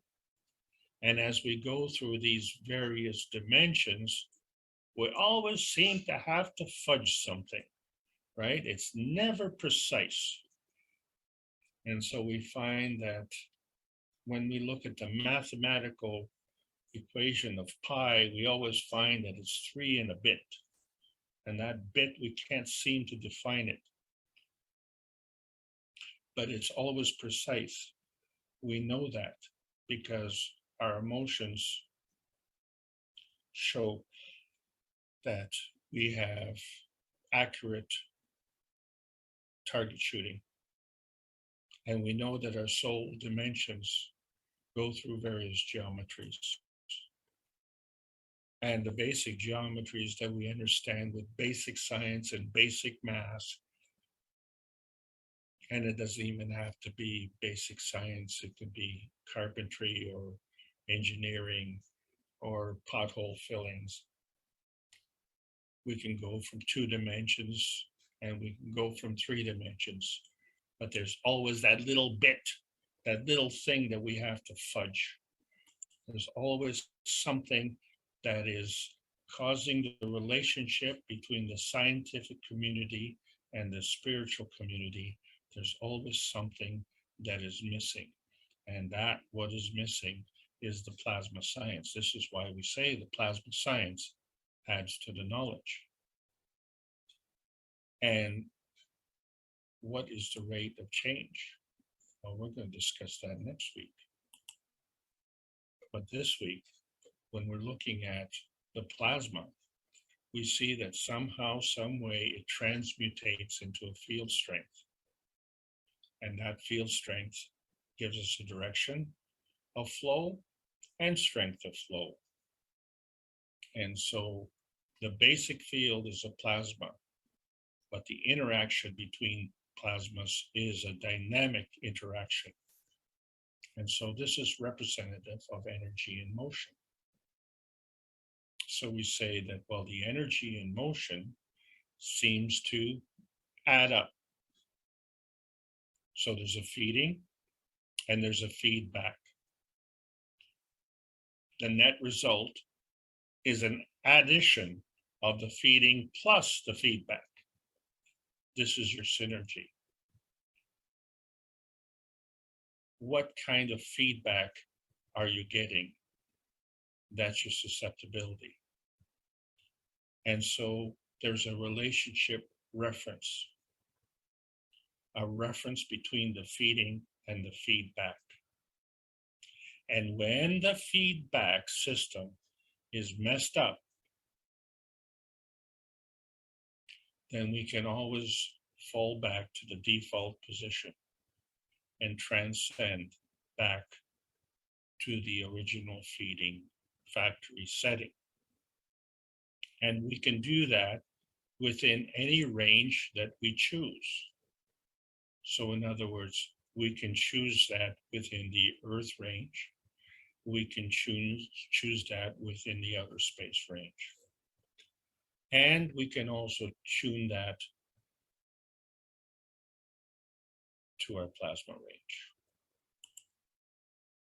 And we know that because we have created the GANs, and that is our feedback system. And when you're looking at the GANs in this bottle, what you're not seeing is the original physical GANs bottle. You're only seeing the product. And within that product, there's a hole. And it's not there. It's gone. It's vanished. and something in there has fed into that. And that's why we say, is there a soul in that hole?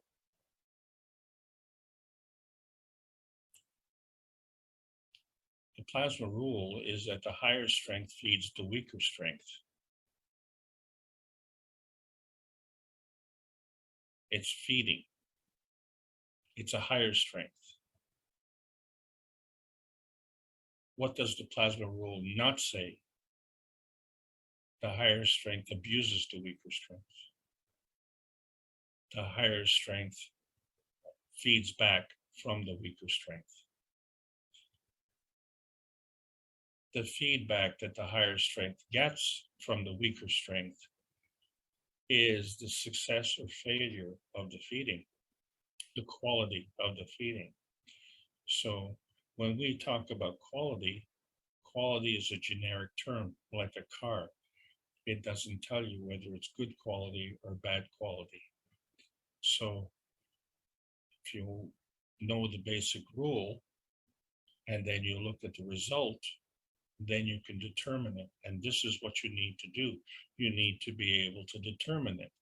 You need to be able to determine this through the basic feedback. And the basic feedback comes from the creation of the universe. The universe is created from energy. And because this energy is always in motion, it is always positive. It is always giving. It is only the direction that changes. And so the direction is the charge.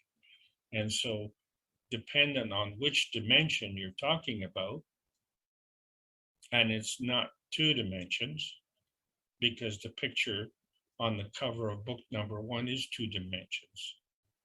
And it's not 3 dimensions because now you're looking at the field. But because you are none of these 3 dimensions, and you are in the 4th dimension. And if that is you, what is feeding you? What is your default position? And is your position solely determined by what the feedback is? Or can you connect to your default position so that you can discern if your feedback is a limited feedback or an unlimited feedback? And not being able to discern this is this point of conflict.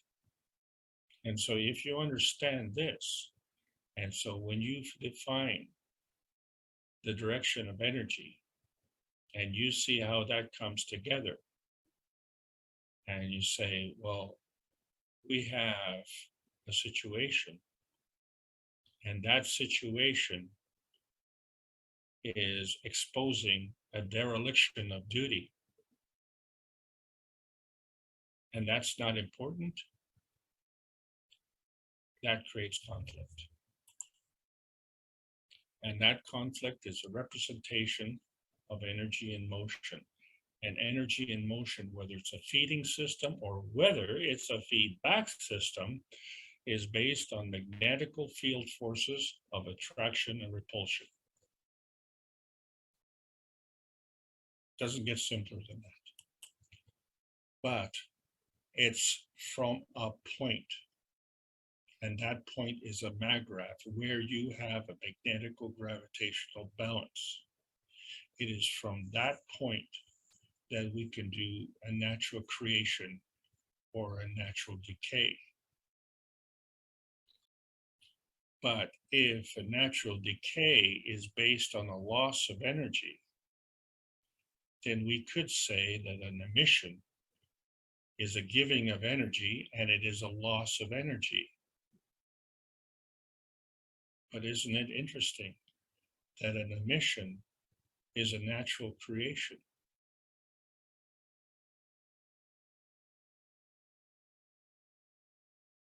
So the natural decay then becomes an absorption of energy. Well, if you're absorbing energy, then how can you decay? So now you have to understand that in the process of the decay, what you've done fundamentally is you've taken a neutron and broken it down into an electron-proton combination. Part of that decay process is the release of these PM ticks. And so whether these PM ticks are in the process of decay or in the process of creation, they operate the same way. It's just that they go in opposite directions. So the creation is natural, and the opposite reaction is a natural decay. But through the process of natural decay, it becomes another kind of natural creation. And so to understand this, we have this non-visible connection in between these two, which we call the bonding fudge factor, because we can't see it and we can't explain it, but somehow this is all coming together.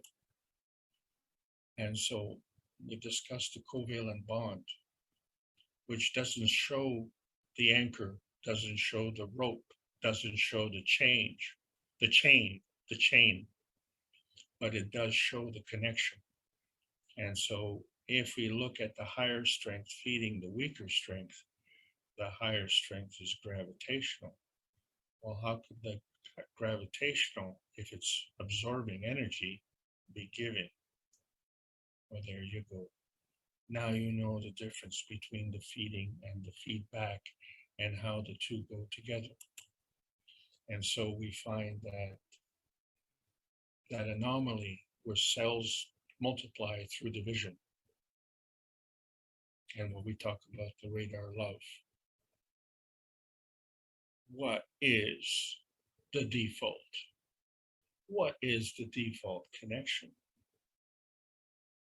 And is it limited by our feedback? So when we look at the cups of life, they're not just for the pandemic. They are the cups of life, because part of our life has to do with the emotional context. So we designed one cup which has a magnetical gravitational field relationship. And we designed the second cup, which is physical.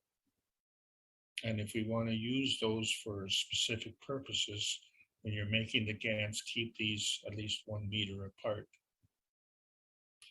And is that important today as it was 2 years ago? You betcha. You betcha, because we are still dysfunctional. One of the dividends of the pandemic is that we see what works and what doesn't work. And so what does work is we brought in different ganses and we were able to create water. And in the process, we were able to create peace. Peace with what? Peace with our soul, peace with our environment, and peace with the interaction of all of those conditions. Because when two forces come together, there is a universal harvesting that enhances. But the way we've been operating on this planet is self-consuming. And this is very destructive, especially when you get into loosh harvesting, because it steals the essence of the soul. And so these become points of conflict. And so anything beyond that is a feedback of a conflict resolution. But if you don't understand how these forces come together and what happens as a result, because it doesn't just disappear, you maybe can't see it and you say, well, it disappears, but it can't go anywhere. There's no anywhere to go. It all goes to the same spot. So it has to go somewhere else. And so now we better understand or we are in a better position to understand that the speed of rotation of the plasma of the electron is dictated by the amount of these magnetic fields. And these fields are transferred. And so we transfer them from a large twin plasma of the proton to the smaller twin plasma of the electron.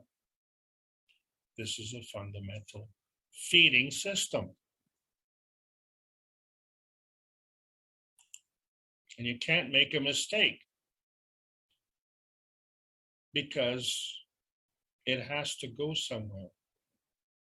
So you have to trust that wherever it's going is going based on a reason.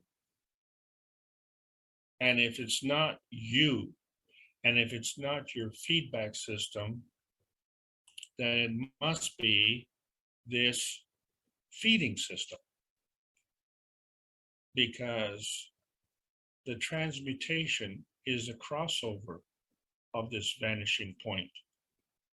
And this crossover is between the plasma reality and the physical reality. And our inability to cross over these two realities is placing a limitation on our souls.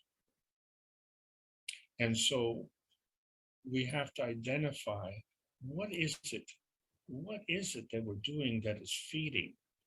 And so, yeah, we can feed from the physical state, but the feeding from the physical state is actually a feedback. To what? It's a feedback to our plasmatic state. As a result of that feedback, the plasmatic state is feeding back. And so there's a give and a take, and it goes back and forth, but not in the same dimension. So the truth of it is based on the matter plasma default. So there's a dominant matter state, and that dominant matter state is the matter plasma default. And that default is the common denominator in all of us, because we all come from the same source. So if you take away the limitations of the plasma feedback, you can't go wrong. You always hit the target. And so the PM ticks that feed the Magrav condition comes from a composite of various plasma charges, and they all dilute into a field. And the strength of the field is determined by the gradient charge. And the strength of this field and the creation of this field comes from the aminogen structure, which is the precursor to the amino acid structure of the plasma, of the physical state.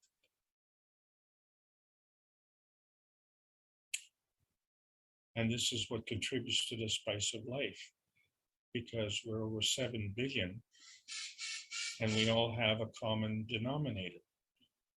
And the thing is, regardless of our feedback system, which is physically dependent, we can all go to sleep and we all go into a dream state.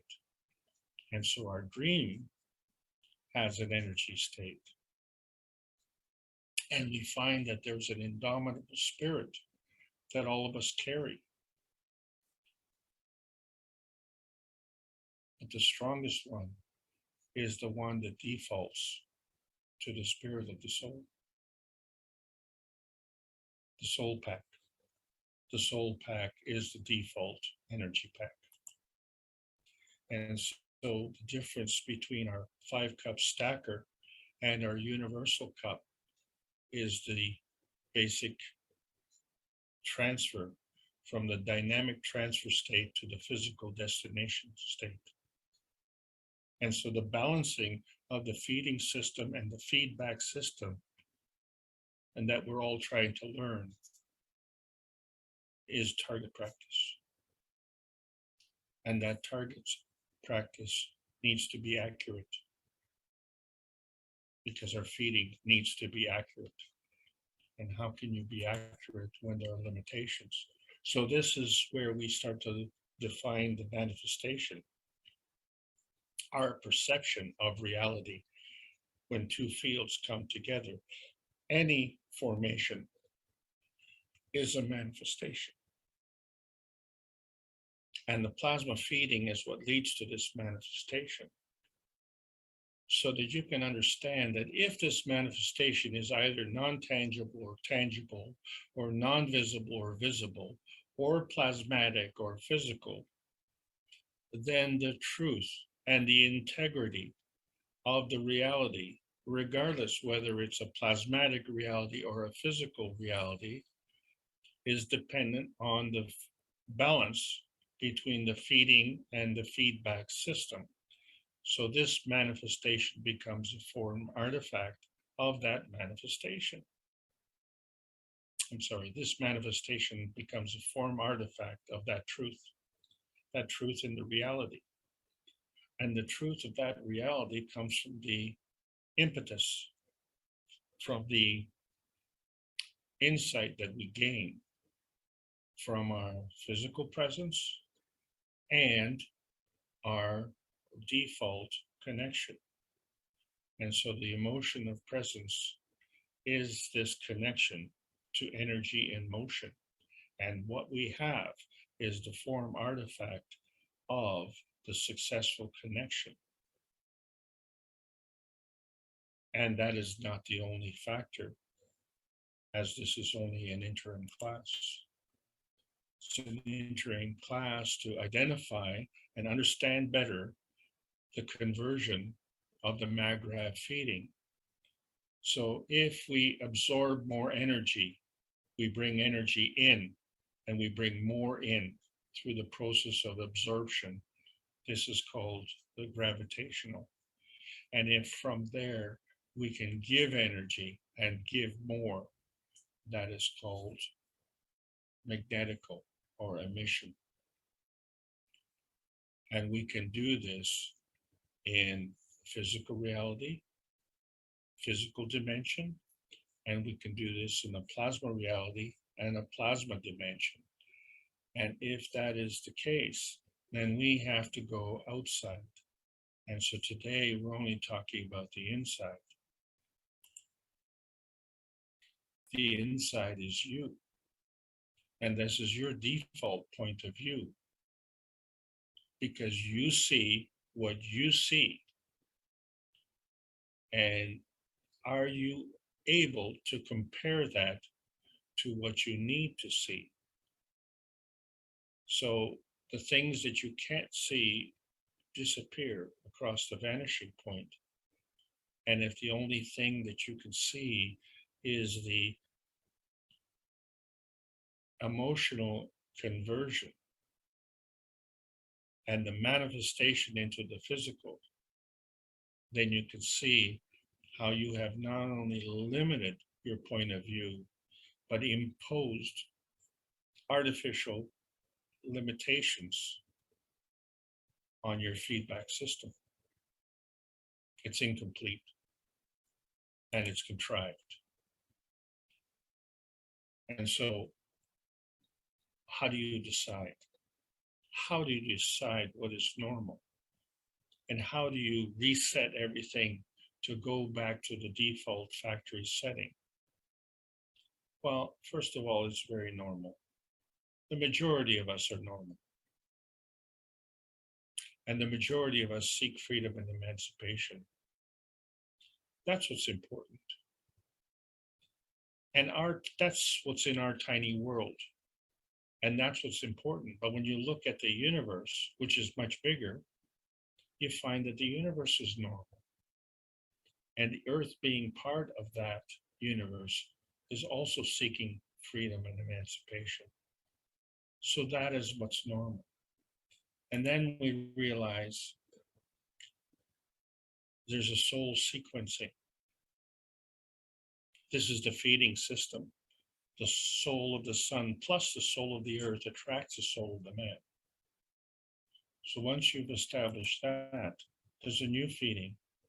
So the soul of the earth plus the soul of the man attracts the soul of the body. And now you have a new feeding system. The soul of the earth plus the soul of the body manifests physically, manifests the body. So what you now have is another manifestation of a pathway, the default pathway that you trusted to get here in the first place, the original factory setting. So now you understand what the vision enhancement system is doing. This is our gift to the US military for PTSD recovery. It's defining the default pathway manifestation through the soul enhancement and spirit enhancement to soothe the pain of the witness. And this can only be done through a plasma interaction between the factory default setting and the earthbound feedback setting.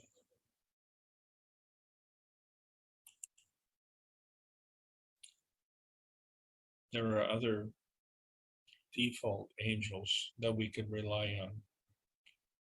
And we will be talking more about the vertical enhancement units and the horizontal enhancement units.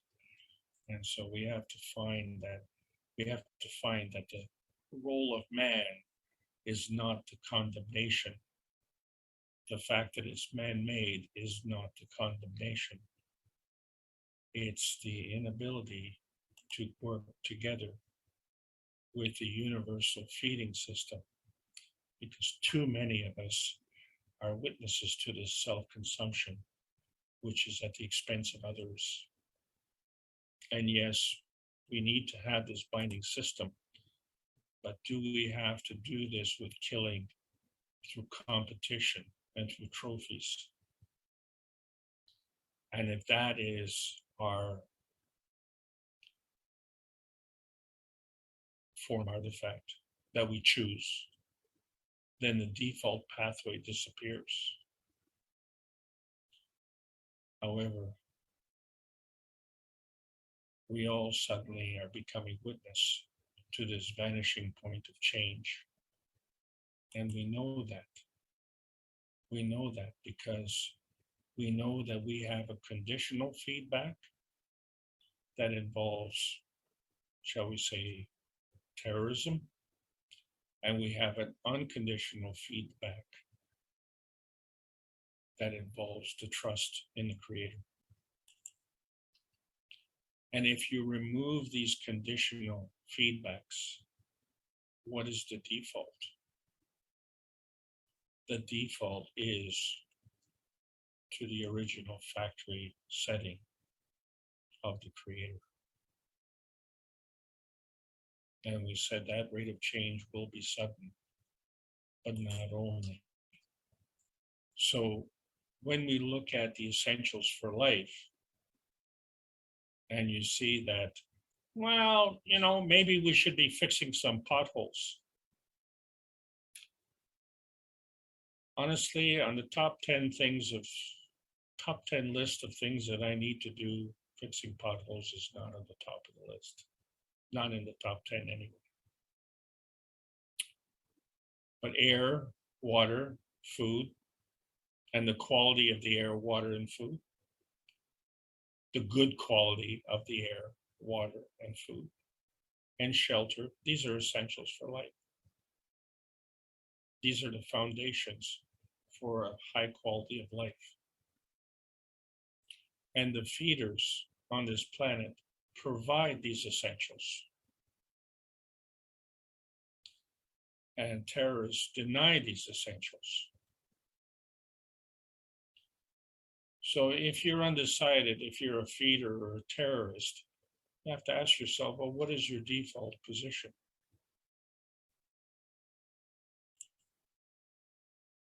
So let's look at Pareto's principle. This is the 80-20 rule. Do you all know that? The 80-20 rule is where 20% of the people do all the work and 80% of the people watch. But it's also a feeding ratio that we've discovered where 20% of the energy that we get from our food, no, check that. 20% of the energy that we get is from our food. The other 80% comes from the plasma energy of the universe. So realistically, the feedback system is actually only 20% of our feeding.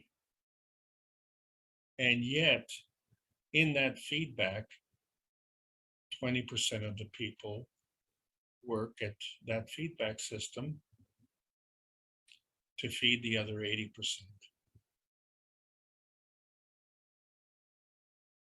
So the essentials of life that we're all working towards only accounts for 20% of what we need.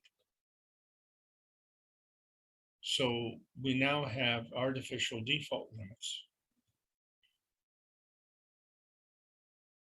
But you could say that maybe 20% of the people do 80% of the work, and that 20% of the work doesn't get done. And so now we know why we have a bit of a problem here, because we're all free to make our choices. And so what we find is that by attracting ourselves to the weaker field forces, we limit our ability to feed ourselves back. And so we're not asking ourselves what is our default position, and we're not asking ourselves how we know. But there is one thing that we do know, that if we don't have the essentials of life, whether you're a terrorist or you're in need, it's the same position. When you don't have the essentials for life, then life becomes an existential crisis. Well, interestingly enough, if we spend most of our life providing the essentials of life, what would happen if that 20% suddenly was not necessary in terms of what we do with our life? What would happen if we were able to tap in to our default position, our factory setting? What would happen if we learned how to trust that? And how would that change your default position? And how would you know if it was correct? You just have to look at creation and understand what is missing in your life. And if your life is not based on ethics, which involves morality, compassion, and courage, and say you substitute these for something else, and what would be the obvious substitute? Well, didn't we already talk about that? Didn't we already talk about what's impressive? What impresses you is the amount of money that you have so that you could buy the expensive toys, and so that you can demonstrate your beneficence.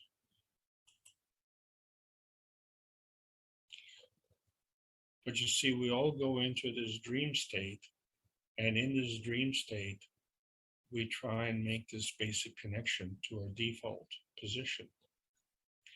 And so what we find is that when we create this peace dome, the energy within this peace dome and the energy within our dream state is the same. It is the same, because when you wake up within your own body.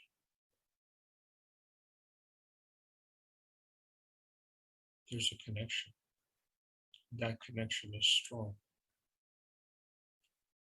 But where did that energy for that connection come from? There has to be a default setting from the factory, and we're connected to that. And that is what's beyond the dream state. And you know this is true because something unseen, non-visible, non-tangible is causing all of these souls to cross the bridges of knowing.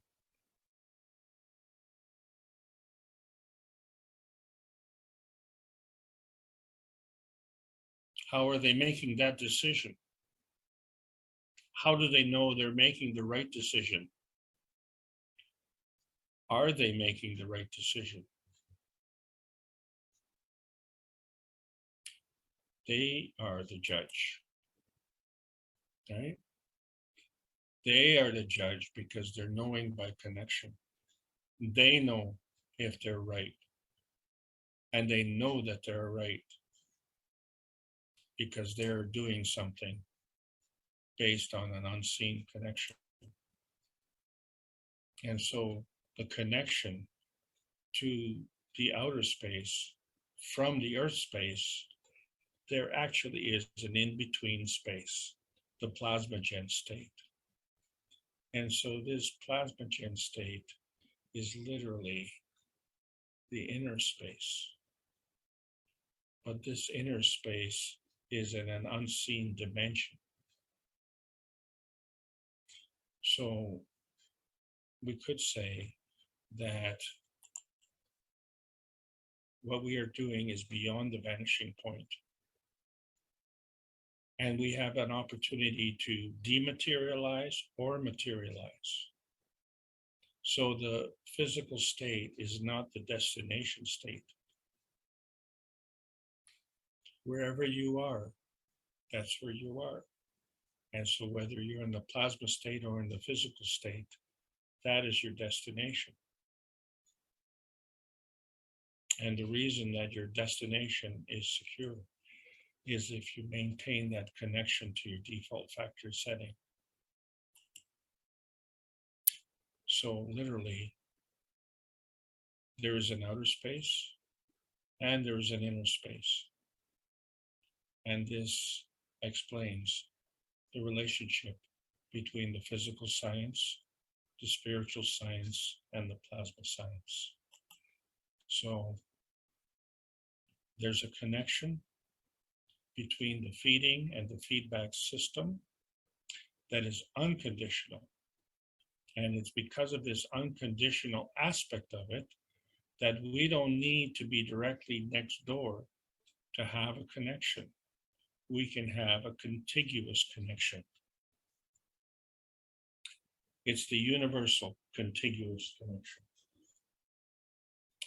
because it's connected to the factory default setting. And you always have that opportunity. And the Universal Council is not dependent on the environment. So it shows you the connection that they have with everything. It's a Universal Council. It's not an earth-bound council. It's not a space-bound council. So we have a connection to the greater oneness. And what is this greater oneness and how do we connect to it? Well, we don't choose. We have an opportunity to spread out, to diverge and transcend. And so this movement is a residue. It's a magnetical residue from a point of Magravv condition, which is the balance between the gravitational and magnetical field forces. The gravitational field forces which converge and the magnetical field forces which diverge. And then you have really is the basic magnetical field forces of attraction and repulsion. And so you find that each one as an independent variable can reach one in an interdependent universe, and as such can teach one through an emotional transformation, but not only, because this is how we connect one nation, one planet, and one universe. And we know that because there is a follow-up to the Freedom Convoy that I can report, because the Freedom Convoy has exposed this default position. The success of the Freedom Convoy was based on a solid, rock-solid foundation: freedom, peace, and love. These are the feeding systems for the plasma. And the feeding system dividend that was derived from the Freedom Convoy is the difference between the constitutional rights in Canada, which is a conditional feedback, and the Bill of Rights, which is an unconditional feeding. What's the difference, you say? The constitutional rights abdicate your responsibility and pass it on to man-made law. The Bill of Rights embraces the universal law under God.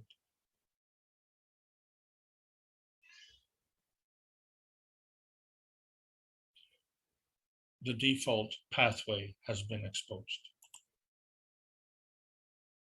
And this is the plasma science as presented by the Keshe Foundation Spaceship Institute, calling all Earth patriots, both near and far. We need the World Peace Treaty. That's the default. Sign it. Sign it with a pen. Sign it with your heart. Sign it with your emotions, and sign it with your soul. Because the physical and emotional transformation that we keep talking about depends on the source and the balance of the feeding and the feedback systems. Our default position is to listen to the universal language of freedom. And that's why plasma science needs to be delivered in exchange for peace on Earth. So welcome to the outer space age, and we will carry on with the intermediate insight more next week. That's the end of the lesson. Thank you so much. Alex? Mulțumesc, Alex. Yeah, John O să here. lași It's așa. interesting you were touching the... Așa. Domnul George Roșu mai este? Sau a plecat? Mai sunteți, domnul George? Nu mai este. E târziu, a plecat. Vroia să ne spună ceva. Știu că a fost o întrerupere și n-a reușit să ne spună. Sper să cineva din grup, domnul Preduț, de exemplu, că sunteți vecini, prieteni pe acolo prin jur, să-l rugați când are timp să facă cât mai repede acest filmuleț ca să ne ajute și să explice tot ce are dânsul de explicat acolo. Promit că am să-l deranjez cu această propunere. Vă mulțumesc. Da. Filmulețul este despre protecție prin scut, pentru că domnul Cheș ne-a spus cum să ne decontaminăm, dar ca să nu ne contaminăm, avem nevoie de acest scut de protecție. Și dânsul s-a oferit să ne explice, să facă un filmuleț care să ne fie util. Noi sperăm să nu îl folosim, dar mă rog. De aceea vă rog ca în fiecare seară la ora 9, în funcție de programul dumneavoastră, să ne conectăm la nivel mental, să ne gândim și să transmitem împreună, pentru că formând această star formation, formațiune stelară, și punând în centru pe toți acești lideri de care depinde pacea pe planetă, să le trimitem gândul bun de pace și să ia decizii care nu duc la distrugerea planetei și, în primul rând, trebuie să înceteze conflictele și apoi dezarmare și neutralitate. Deci începe cu Ucraina, dezarmarea și neutralitatea, și toate statele ar trebui să ia exemplu de la ceea ce se va întâmpla acum în Ucraina. Sunt multe state neutre în lume, și Austria, și Elveția, și țările nordice. Așa cum spunea și Ric, că ar trebui să semnăm să formăm zicea el, o convenție prin care statele să fie obligate să renunțe la armament și să devină neutre, pentru că va exista o federație mondială, adică nu vor mai exista granițe, iar cetățenii planetei vor avea acces în mod egal la resursele Universului și nu vor mai folosi resursele limitate ale planetei. Lecția de astăzi s-a numit setarea implicită de către Creator, adică cum suntem noi, conexiunea implicită. Noi suntem setați de către Creator să ne hrănim 100% prin câmpuri, adică să absorbim tot ce avem noi nevoie din univers, din radiațiile acestea cosmice. Dar se pare că deocamdată funcționează pe Terra Pareto, această proporție de 20 și 80 în domeniul alimentației, adică 20% luăm noi din alimente, iar 80% ne hrănim prin câmpuri, adică la nivel plasmatic. Prin alimente, de fapt, noi ce facem? Convertim materia în gans. Cum o introducem mâncarea în gură, ea devine gans.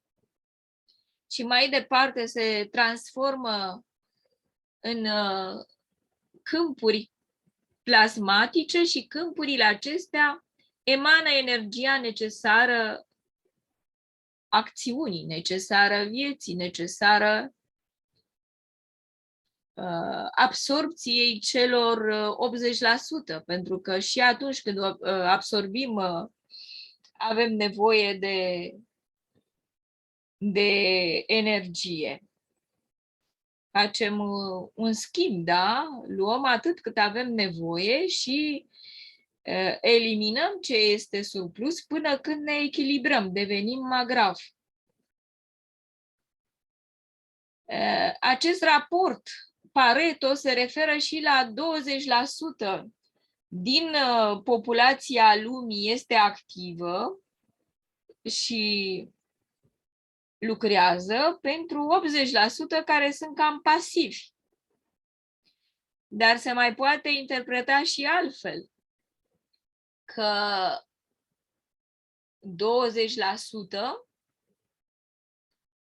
sau chiar 1% sunt cei care dețin 80% din aceste avuții, bogății ale pământului, iar 90%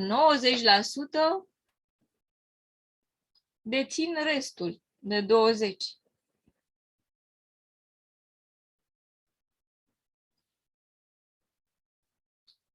Aș dori câțiva dintre dumneavoastră să spună câteva idei pe care le-a reținut și din prima parte și din a doua parte.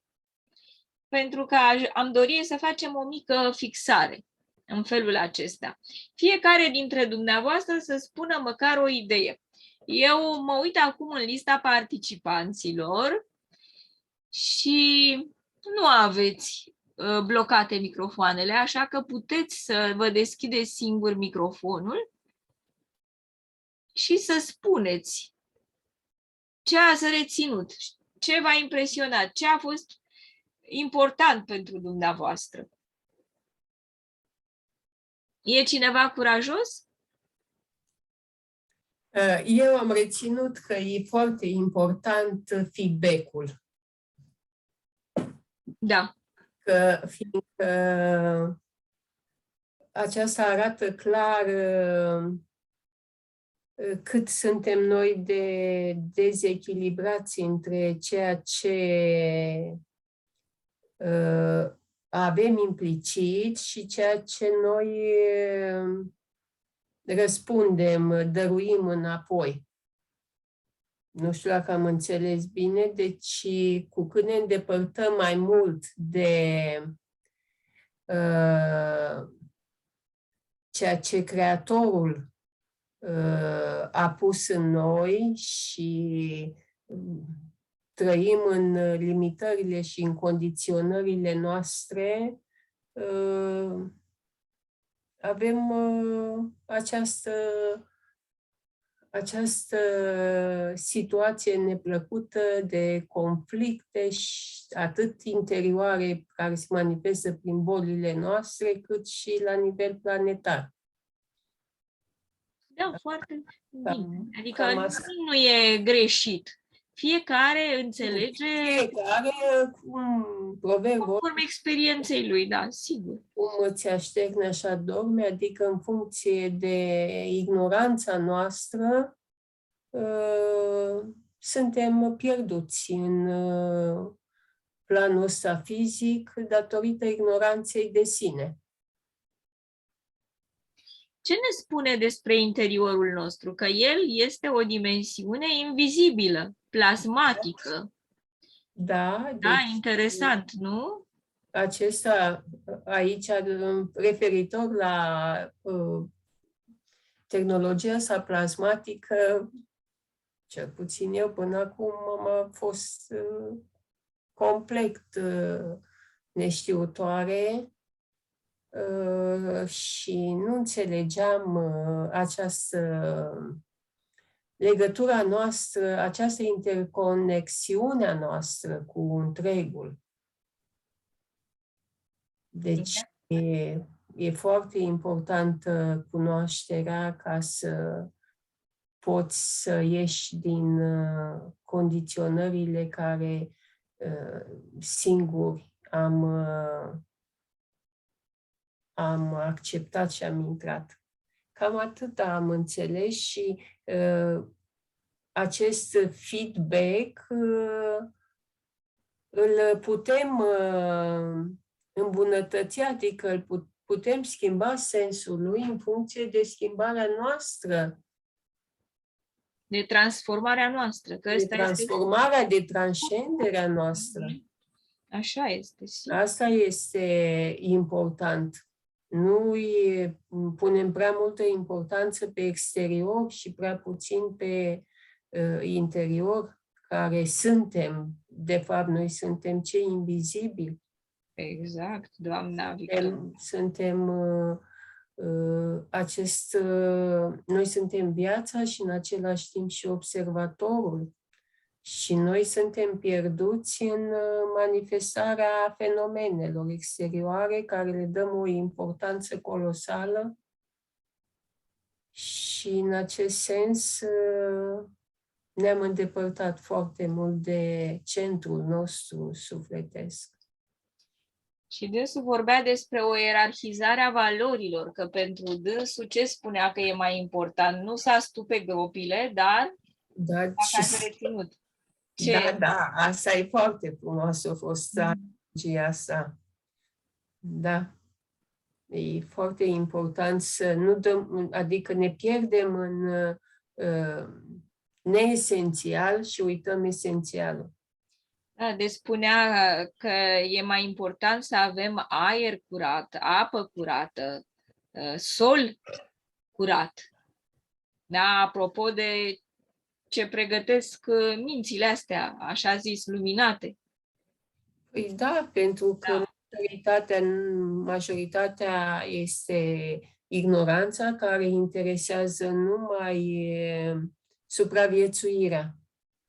supraviețuirea fizică, nu supraviețuirea sufletului. Da, așa este. Lupta pentru putere, pentru acces la resurse limitate, consideră că cei 90% care dețin puțin din avuția terei să dispară. Da, și uităm că, fiind majoritatea, dacă am fi conștienți de puterea interconectării noastre, am putea să schimbăm balanța acestui raport. Dacă... Evident, am putea să-i elevăm, să înțeleagă și să nu mai procedeze așa. Deci asta îmi propun eu să facem în fiecare seară, să le elevăm sufletele, în primul rând pe ale noastre, ca să putem să îi elevăm și pe ei, să le dăm de la noi. Dacă noi nu suntem elevați, nu o să reușim să... Dacă ne-am focusat mai mult pe invizibilul din noi, pentru că noi, prin frecvențele noastre, exact ca fluturele care vibrează la polul nord, se simte peste tot. Nu știu dacă am reținut corect chestia asta, însă suntem inconștienți de interconexiunea noastră, de puterea colosală a Creatorului din noi. Deci ne considerăm neputincioși și că nu putem face nimic. Deci aici e lipsa de cunoaștere. Da, așa este. Chiar Alex ne-a trimis ceva despre ADN-ul uman, despre codul ADN-ului înscris în ADN și spune că acolo așa scrie în codul ăsta: Dumnezeu este în interiorul nostru. Așa cum spune Greg Braden. Da, despre el discutam. Despre... Da, și domnul Cash ne învață același lucru, că divinitatea, divinul, este în noi, nu trebuie să-l căutăm în exterior, îl căutăm în interiorul nostru și mai mult, noi am descoperit că, de fapt, între interior și exterior există conexiune creată de această plasmă. Deci, la nivel de suflet, noi suntem și interior și exterior, pentru că ne expandăm câmpurile noastre sufletești, câmpurile plasmatice. Sufletul ce este? Este o colecție de câmpuri plasmatice primordiale, adică care vin de la Creator, de acolo, de la sursă. Razele divine, cosmice, da. Noi am uitat originea noastră, ne focusăm, ne identificăm cu persoana, nu ne identificăm cu Creatorul din noi, nu avem acea încredere. Și prin identificarea asta cu tot ce ni se întâmplă în viața asta manifestată în planul fizic, deci identificarea cu corpul și mintea, funcționăm în umbră, funcționăm exact cum atunci când ne identificăm cu sufletul, cu Creatorul și știm, avem conștiința sursei, exact cum spune Psalmul 23, chiar dacă ar fi să umblu prin valea umbrei morții, nu mă tem de nimic, căci Tu ești cu mine. Da. Deci valea umbrei morții, eu așa înțeleg că este această stare în care suntem noi în manifestarea fizică, când ne identificăm cu corpul și mintea, cu persoana și uităm complet de ceea ce suntem în esența noastră. esența noastră, da? Da. Și ne conduc fricile, temerile și deci frica, toate se trag din frică. Și frica din neștiință. Exact. Ce ne mai spune în filmulețul ăsta? Că atunci când neutronul se divide în proton și electron, da? Da. Sunt niște resturi energetice pe care domnul Cheș le numește pemetixuri. Aceste pemetixuri umblă liber în univers, da? Și e un fel de energie liberă. Că Adriana a înțeles bine că, de fapt, energia asta liberă pe care o căutăm noi sunt pemetixurile astea.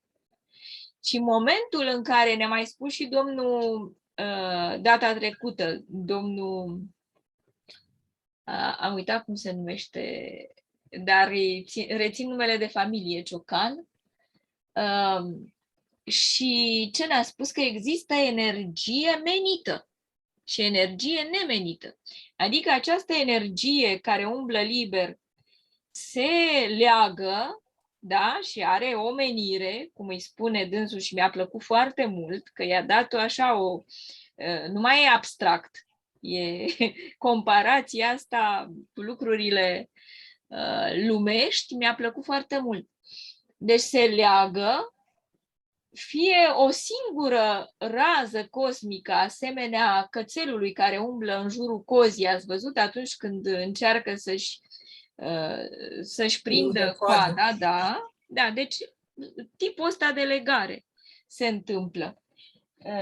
Energia nu mai este în flux, liberă, se leagă și atunci creează niște structuri, aceste structuri, axa X, Y și Z, pe care noi le-am învățat, deci dimensiunea 3D.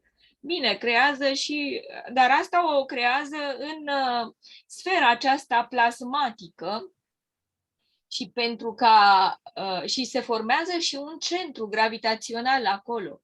Pentru ca acest centru gravitațional energetic să rămână acolo, se formează în exterior un câmp rotitor magnetic.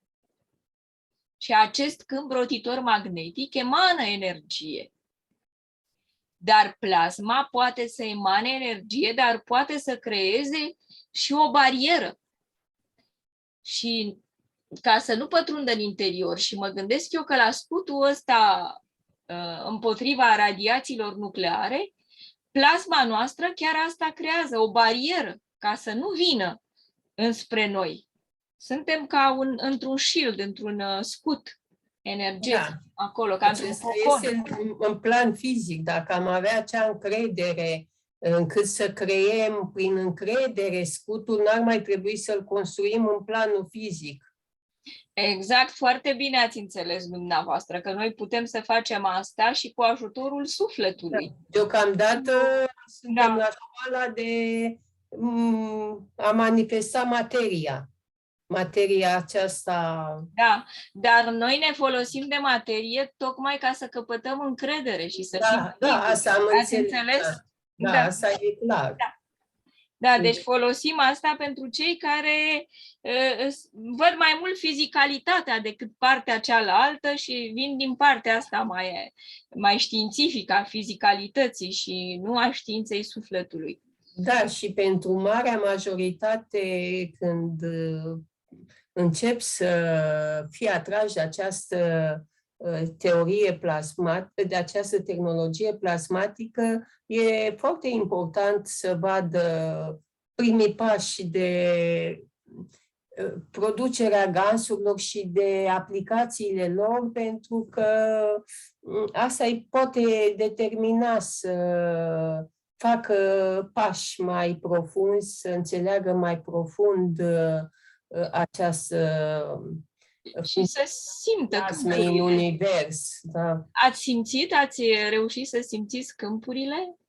Adică să faceți diferența? Chiar dacă nu le simt fizic, sunt conștientă că energia știe să lucreze și poate unii au sensibilitate a simți câmpurile, alții nu le au, dar energia e inteligentă și eu trebuie să mă focusez pe a nu emana gânduri, emoții și care să mă dezechilibreze pentru.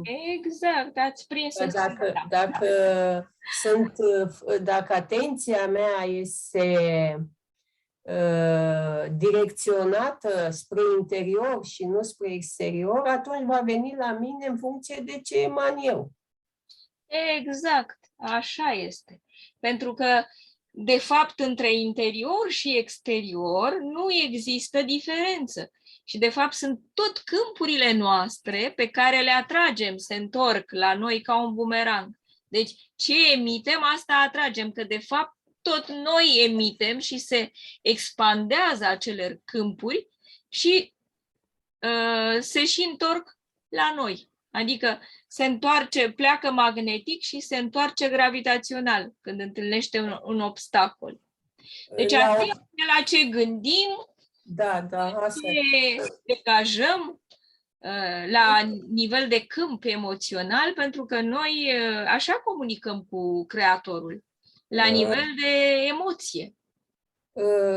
Când am ascultat pe Nazim Haramein referitor la bucla asta care noi o facem prin trăiri, gândiri, deci trecutul nostru, deci noi putem să ștergem tot acest trecut și tot, unii zic karmă, unii putem șterge prin conștientizare, absolut totul. Regresii. Da. Prin conștientizarea că tu ești cel invizibil, cel perfect, persoana a fost cea care a făcut aceste greșeli și aceste dereglări și prin conștientizare totul le ștergem. Da. Da, așa este. În felul acesta vindecăm traumele. Da. Da, și prin iertarea noastră, iertarea celorlalți, ne vindecăm, ne autovindecăm. Asta este sursa. Deci trebuie tot timpul să fim buni, cum spune domnul Cheș. Buni cu noi înșine, să ne iubim pe noi înșine, să fim buni cu ceilalți, să facem bine, să gândim de bine și să vorbim de bine. Mie îmi place foarte mult că degajați o energie pozitivă și dumneavoastră și domnul Ciocan și toți de pe acest grup care vin la lecțiile de sâmbătă. Îmi place așa de mult că avem un numitor comun. Avem pace sufletească și vă mulțumesc din suflet. Sunt niște seri plăcute. Mă gândesc cu casă că trebuie, când se face din casă, merg la țară și acolo nu mai pot fi cu în legătură din cauza că nu e internet, dar o să reiau lecțiile și ceea ce trebuie să... Păi ne întâlnim plasmatic la ora 9 în fiecare seară. Și când veniți de acolo? Când plecați și când veniți? Depinde de timp. Depinde de timp. Dacă aveți telefon mobil, puteți intra chiar și de la țară. Mulțumesc mult, vă mulțumim mult pentru tot ce ne dăruiți. La revedere! Și noi vă mulțumim că ați fost alături de noi. Dacă cineva mai dorește să mai intervină, o poate face cu drag.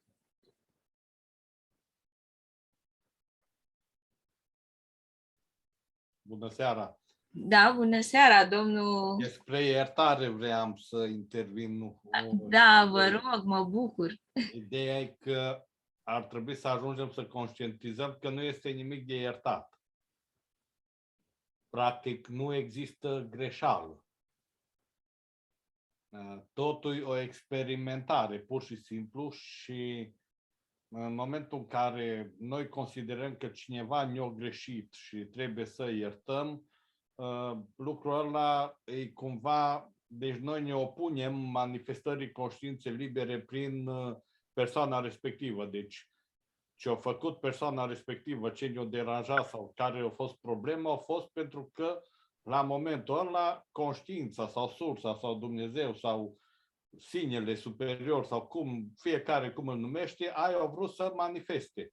Da? Și același sine superior care e în dumneavoastră, în doamna Smarand, Smarandescu, așa? În mine. Mai ușor Victoria decât Smarandache. Victoria, așa. Deci e același sine, practic avem aceeași origine cumva, același sine și cum să-mi iert eu sinele meu, că ce-o greșit. O vrut prin dumneavoastră să manifeste altceva, da? Ce am eu de iertat acolo? Cine-s eu, ăsta micul, ca să trebuiască să iert la cineva ceva? Aveți perfectă dreptate, pentru că sinele nu e afectat de absolut nimic. El este perfect. Persoana e afectată și suferința. Da, dar persoana respectivă trebuie să o vedem ca și ceva prin care sinele se manifestă.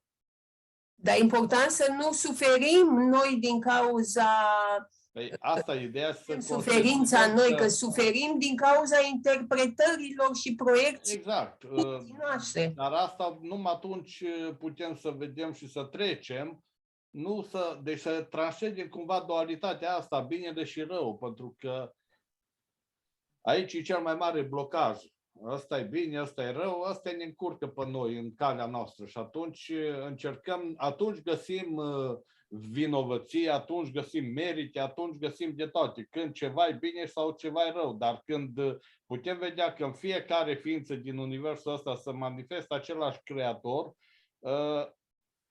cum am putea noi să fim noi supărați pe creatorul nostru care se manifestă în cealaltă ființă într-o anume unicitate, da? Pentru că Dumnezeu practic se manifestă în toate variantele posibile, în toate formele, pur și simplu, că vrea să experimenteze cum e să fii lucrul ăla în varianta respectivă, să simtă. Și atunci noi nu avem de ce să fim supărați sau dar trebuie să transcendem chestia asta cu binele și rău cumva. Așa văd eu situația.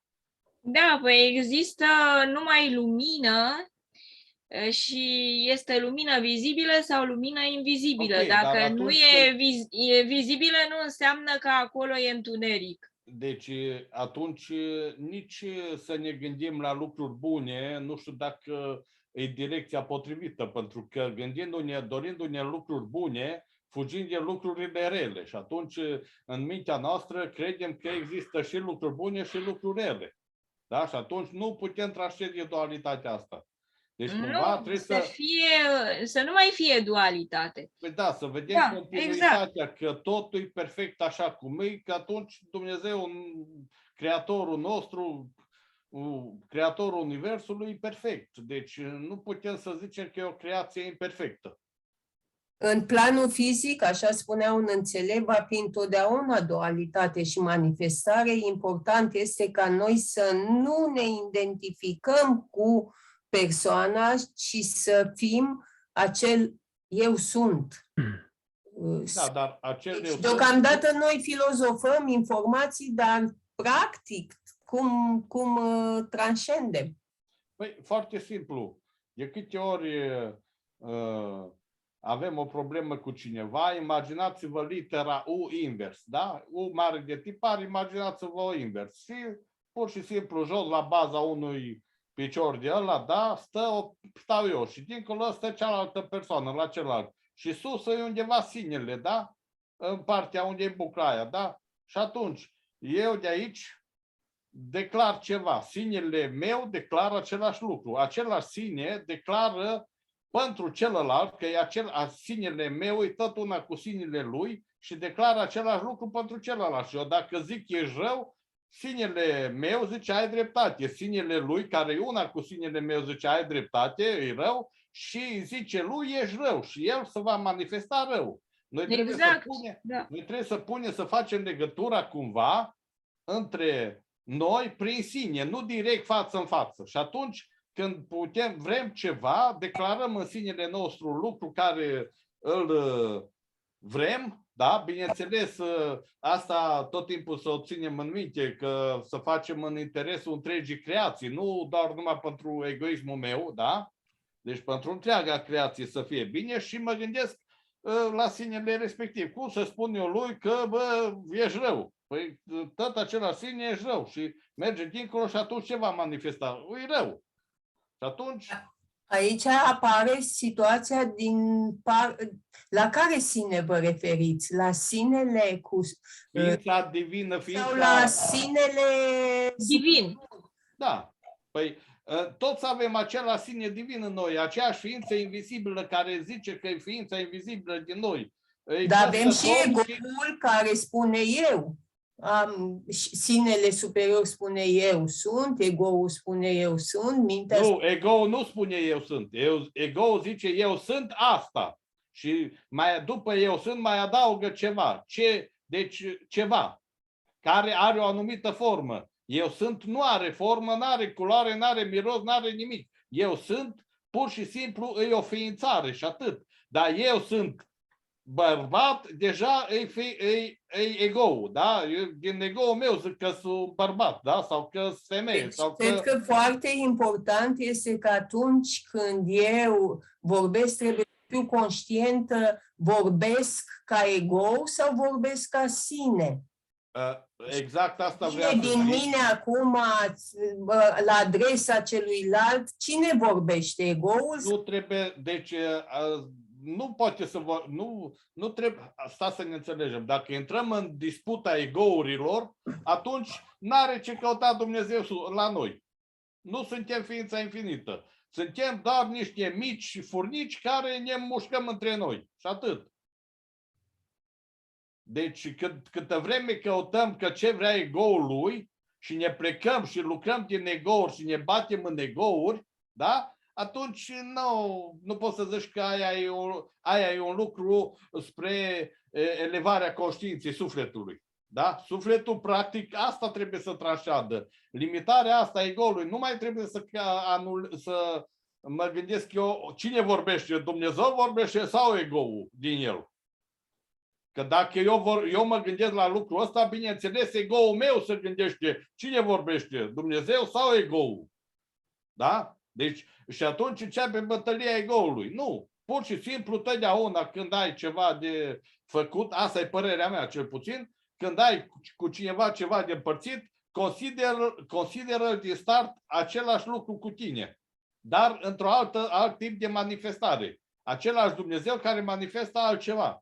E corect. Nu trebuie să stai să-ți dai în cap că, vai de mine, l-ai considerat egalul tău. Dar nici nu trebuie de start să intri să-i dai în cap că, bă, uite, vrea să mă atace, hai să-l termin eu. Sunt niște lucruri care... Deci, practic, câtă vreme noi căutăm să vedem cine vorbește, ego-ul sau Dumnezeu, nu Dumnezeu din noi gândește asta, ci ego-ul nostru. Și atunci trebuie să ne retragem din ego-ul nostru, să vedem că suntem ființa infinită, să declarăm din ego-ul ăsta mic, chiar cum e, că asta e ideea, noi creăm, noi suntem creatori, dar nu știm. Adică faptul, ce se întâmplă? Noi cumva am fost în atâtea vieți câte am avut, în fine, și de când e omenirea, da? Așa, au trecut prin sentimentul de separare de tot, de creație și e ceva normal, pentru că ca să poți să experimentezi o unicitate, trebuie să uiți că ești Dumnezeu. Da? Ca să poți să experimentezi unicitatea respectivă. Altfel n-ai putea, pentru că ești totul și atunci nu știi cum e să fii varianta aia. Eu vreau să fiu numai varianta aia între niște limite. Și atunci de-aia mi s-a dat ego-ul. Ego nu înseamnă un lucru rău. E experimentarea lui Dumnezeu în varianta respectivă. Dar nu eu îs ci eu sunt ceva prin care conștiința se manifestă într-o oarecare individualitate, într-o oarecare unicitate, într-una din totalitățile, deci suma totalităților unicităților. Mă înțelegeți? Deci Dumnezeu e tot ceea ce este, toate variantele posibile și prin mine e o variantă, pentru dumneavoastră alta, pentru un câine e alta, pentru o pisică e alta, pentru un elefant e alta, pentru un copac e altă variantă. Dar pe tot locul unde e viață, ăla e Dumnezeu de fapt, e tot ceea ce este. Nimic nu este în afara sursei, creatorului, prin creatorului. Că sunt mai multe universuri, sunt mai mulți creatori, sunt mai multe galaxii, sunt așa, da, e corect. Totul e corect. Dar toate la un loc îl creează pe Dumnezeu. Nu, da, și noi am fost învățați să avem, noi de exemplu, suntem creați de un creator, da? Suntem creați de un creator. Dar nu e neapărat obligatoriu să fie prim creatorul din care toate converg, da? Deci, noi avem în momentul ăsta un creator care ne-a creat și a zis, băi, tu ești făcut să manifesti de aici până aici. Îți dau energia asta, să o menesc, îți dau menirea asta, să faci asta în viața asta, da? Până în momentul, deci tu ești creația mea, până în momentul în care ești conștient că ești creator. De acolo încolo ești pe cont propriu. Dacă vrei, rămâi în limitele în care ai fost creat, dacă nu, fii creator mai departe. Deci rămâne la latitudinea noastră să alegem ce manifestăm mai departe. Dar să ajungem acolo să înțelegem că, de fapt, prim creator a făcut niște creatori care le-au dat puterea să creeze, care au creat alți creatori la care le-au dat puterea să creeze și tot așa, totul e într-o armonie. Și de la prim creatorul, energia aia, pe metixurile sau cum le ziceți, da, pe metixuri. Așa, deci aia de fapt e energia liberă pusă la dispoziție de prim creator pentru toată creația. Da? Și în momentul în care noi avem o intenție, devenim creatori și creiem, intenția noastră când ne-o punem, da, automat captează un anumit număr de pe metixuri, asta în cazul în care știm că putem să facem lucrul ăsta. Putem și atrage, fără să știm. Că ele vin, că ele circulând liber în jurul nostru. Pur și simplu, când am pus o intenție, deja o energie care nu a avut menire de ceva, pur și simplu, eu când am pus intenția, a fost un program liber care trebuia să programeze ceva și au pus un program pe metixul ăla și l-am atras. Dacă nu a avut un program anume. Da, P-ul vine de la plasmă, plasmatic și este... Da, dar e energia liberă, neprogramată. Exact, ea potențial este o plasmă, okay. Că nu e plasmă. E câmpul ăla. Exact, dar devine plasmă după ce interacționează cu noi. Da. Dar noi, ce facem? Neștiind că putem face lucrul ăsta, mergem și încercăm să creăm o altă realitate sau să creăm în jurul nostru din energia altor plasme. Și atunci, plasma aia cu plasma mea interacționează într-un anumit mod și apare o plasmă efect, da? Și plasma aia efect conține la plasma ce am atras-o niște programe, da? Deci, plasma efect o să fie o plasmă de legătură și între plasma de la care am încercat să iau eu energia și la care eu am dat, pur și simplu există o plasmă efect. Una, plasma efect, rămâne și în câmpul meu, rămâne și în câmpul celelalte plasme, da? Și plasma efect produce mai departe ceea ce se numește karmă. Ai adus de undeva energia, ai rupt de undeva un echilibru și acum trebuie să se restabilească. Și sub o formă sau alta, echilibrul ăla se va restabili, că noi vrem, că nu vrem. Și atunci apare ceea ce se numește așa zisa karmă, da? Cauza și efectul. Dar dacă noi suntem conștienți că nu avem nevoie de asta, cauza și efectul dispare dacă știm că nu luăm de la nimeni și nu atragem de la nimeni energiile, nu văduvim pe nimeni de energia asta și doar o folosim asta care e liberă. Și practic o folosești cu intenție. Exact. Așa, ați înțeles foarte bine, adică ați intuit. Cum? Ați intuit bine. Am făcut un gaz de CH3. În fine, nu am băgat eu așa, m-am temut eu așa de tare de el și să-l, cum să zice, că e puternic sau chestii de genul ăsta și l-am făcut undeva pe câmp, n-am avut mânuși, am vrut să mă duc să recoltez aminoacidul, am vrut să recoltez un pic de gaz și bineînțeles că am pus mâna pe el, da? Intenția când am făcut gansul ăla era tocmai pentru asta de protecție, pentru scutul ăsta de protecție care să zice că se face, da?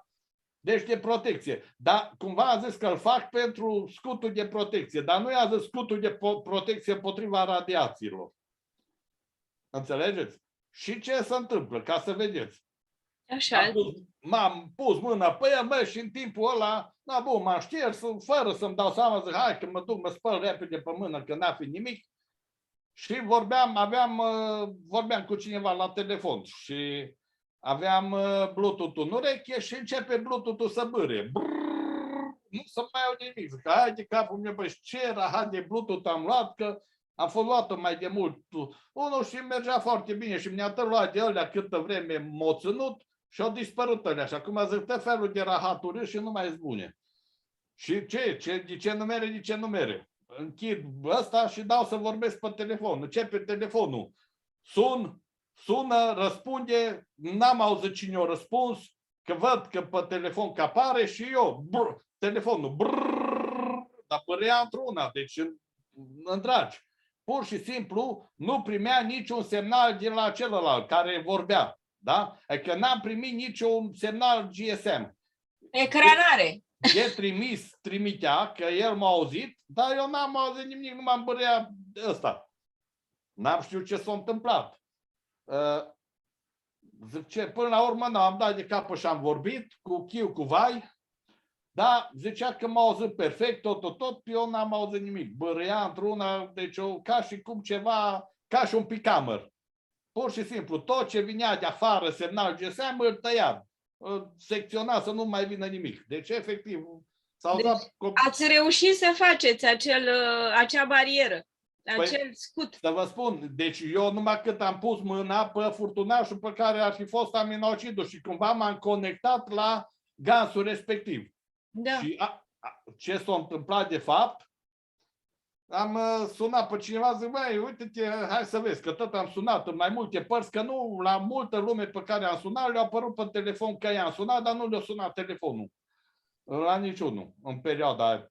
Și până la urmă mă sună, zic, băi, ia uite-te, vezi ce energie am pe lângă mine, că era o persoană care vedea. Zice, păi nu te văd. Păi cum nu mă vezi? Păi nu te văd. Ați devenit invizibil. Exact. Nu te văd. Adică invizibil pentru că aveați scutul ăsta. Deci, cum sunt și armele alea invizibile și avioanele invizibile. Mi-am pus intenția, zic, băi, acum sunt în fața ta, mă vezi? Nu te văd. Am început să mă speriu. Ce s-a întâmplat? De ce nu vede? Zic, dar ia vezi, pe persoana aia o vezi? Stă să uită, zice, da. No, hai înapoi la mine, mă vezi? Nu te văd. Și apoi am început să schimb programele, că m-am gândit că plasma respectivă e programată și am cerut că să se elibereze. Și practic, zic, dar când te uiți la mine, când te gândești și vrei să mă scanezi, să te uiți la mine, ce vezi? Zice, văd un nor. Ia uzi. Deci e ca și un fel de ceață. Ca și un fel de ceață, ca și cum ar fi un nor de ceață. Atâta văd, nu văd nimic altceva. Da, și cum ați făcut CH3-ul? Acum... Gansul de CH3, adică. Cum l-am făcut? Am luat o bobină de cupru nano, da? Și un burete de sârmă, de spălat vasele, de la sârmă zincată. Așa. Atât. Și cu apă sărată. Pe la 100 apă sărată? Eu cred că a fost 15%. Acum un gaz CH3, dar l-am pus afară, că prima dată l-am pus în Păi cameră. și a meu e afară, e într-o livadă, că nu l-am făcut acasă. Și când am fost în cameră se făcuse bine, dar când am intrat pe grupul ăsta și mi-a spus domnul Cornel Turcu, aruncați-l imediat la baie, l-am și aruncat. Nici nu l-am Dar colectat. de ce? Că, Am pornit pe balcon. Nu știu, că n-am unde. păi bun, și ce dacă e pe balcon? Că și alții fac. Dar acum ideea e că, într-adevăr, să zice că pentru celulele canceroase, că le hrănește și pe alea, dar problema nu e că nu aia e problema că crește cancerul, că le hrănește CH3-ul. Problema celulelor canceroase e că noi nu le acceptăm. Alea sunt celulele noastre. Și le lipsim de iubire și vrem ca ceva din noi să dispară. Exact. Și atunci ele oricum cresc, dar cresc cu programul ăla de ură. Cu ce urâm noi? N-ați băgat de seamă că cei mai mulți care au cancer nici nu știu că au cancer și tot e o fobie și frumoasă și după ce s-o duc la medic și și-au analizat ăsta și le ieși că au cancer, imediat am un cancer galopant. Pac! Din start o pornit, o zis că într-o săptămână se curăță.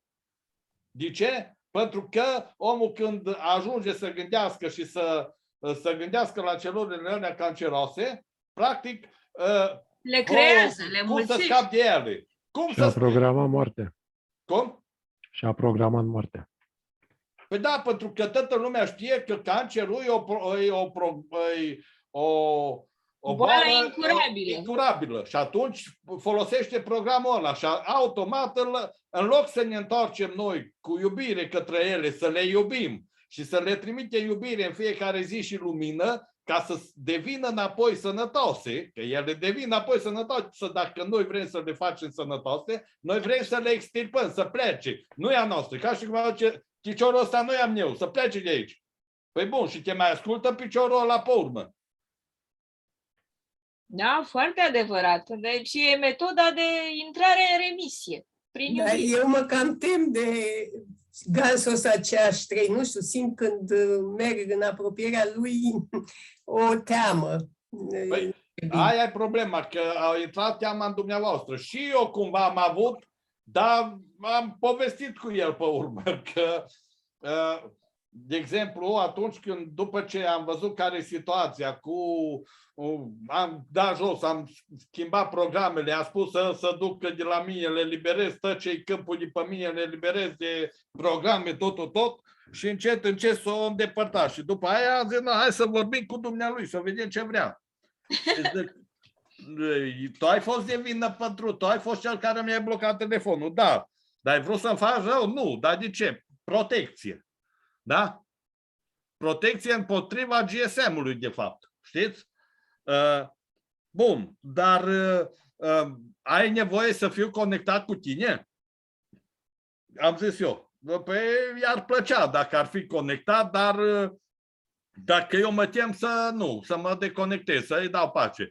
Și dacă mai are ceva și practic efectiv o zis că mai trebuie să mai stea 2 luni de zile să se maturizeze și el. Știți? Puteți vorbi cu orice gansuri dacă aveți om care să poată să... Deci orice energie, orice gans e o entitate, e o energie și orice energie, dacă găsiți persoana care să poată să comunice, comunicați cu ea și vă spune tot ce vreți. E suflet acolo, se creează un suflet și cu ăla comunicăm.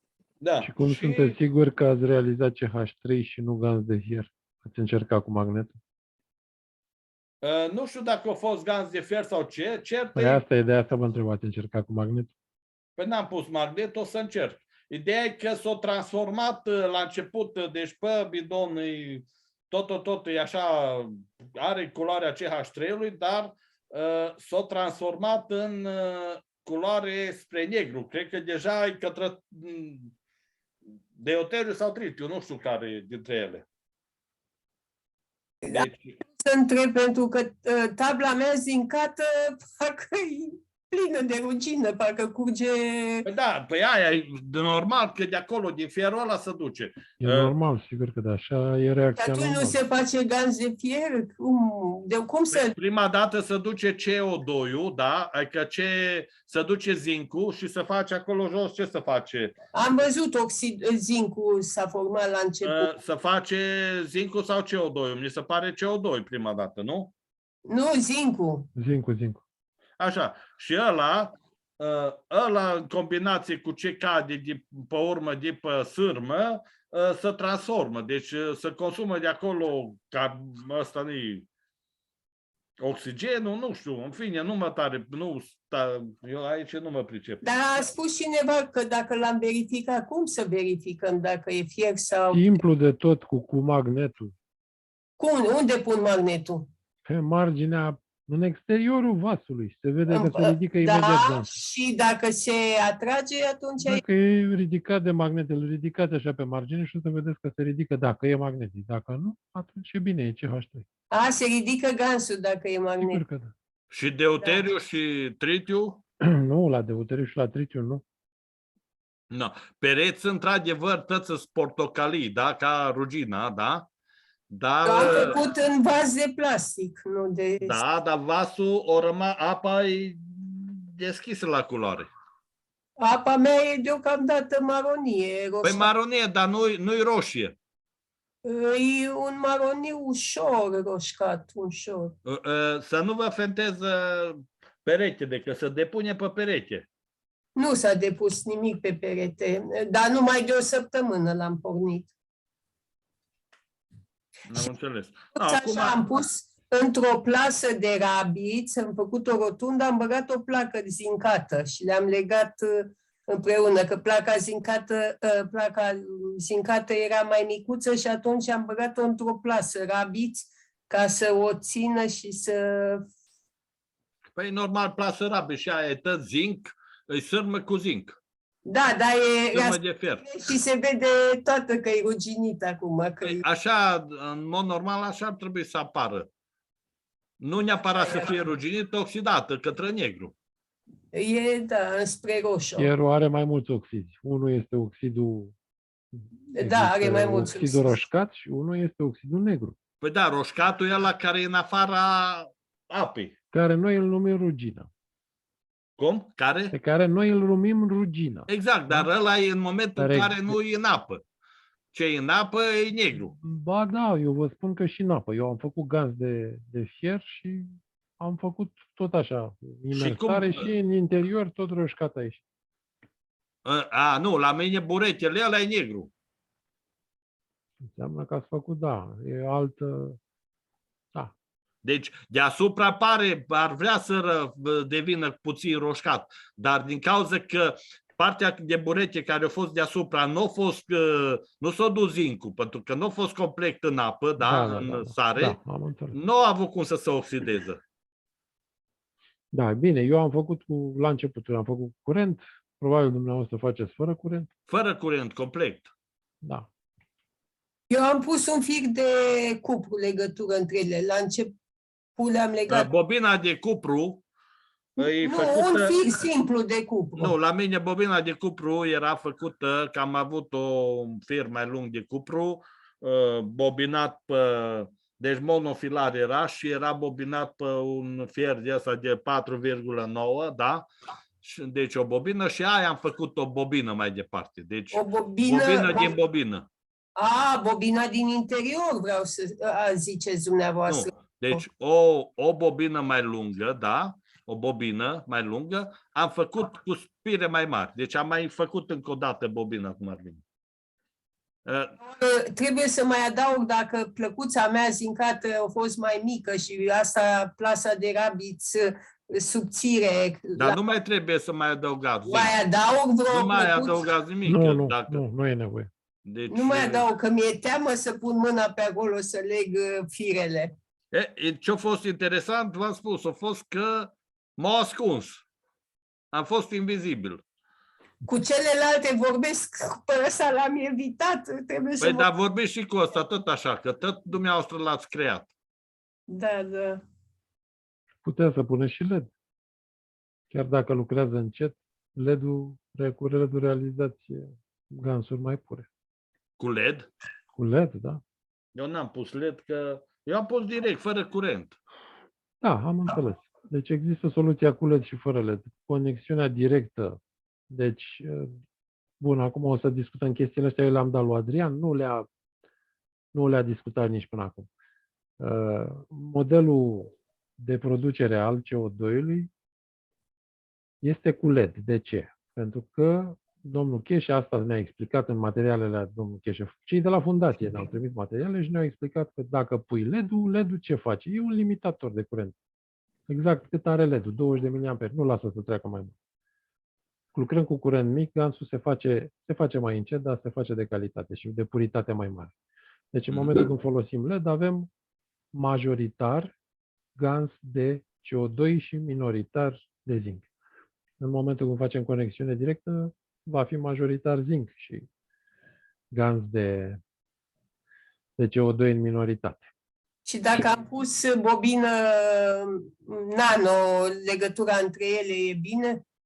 E bine și așa. E tot așa, un fel de punte care să creeze o rezistență între cei doi electrodi, să nu treacă. Dar unii spun că LED alb, alții că LED verde. Ne-au nebunit și pe noi. La început a fost roșu, după aia verde, după aia alb, în sfârșit.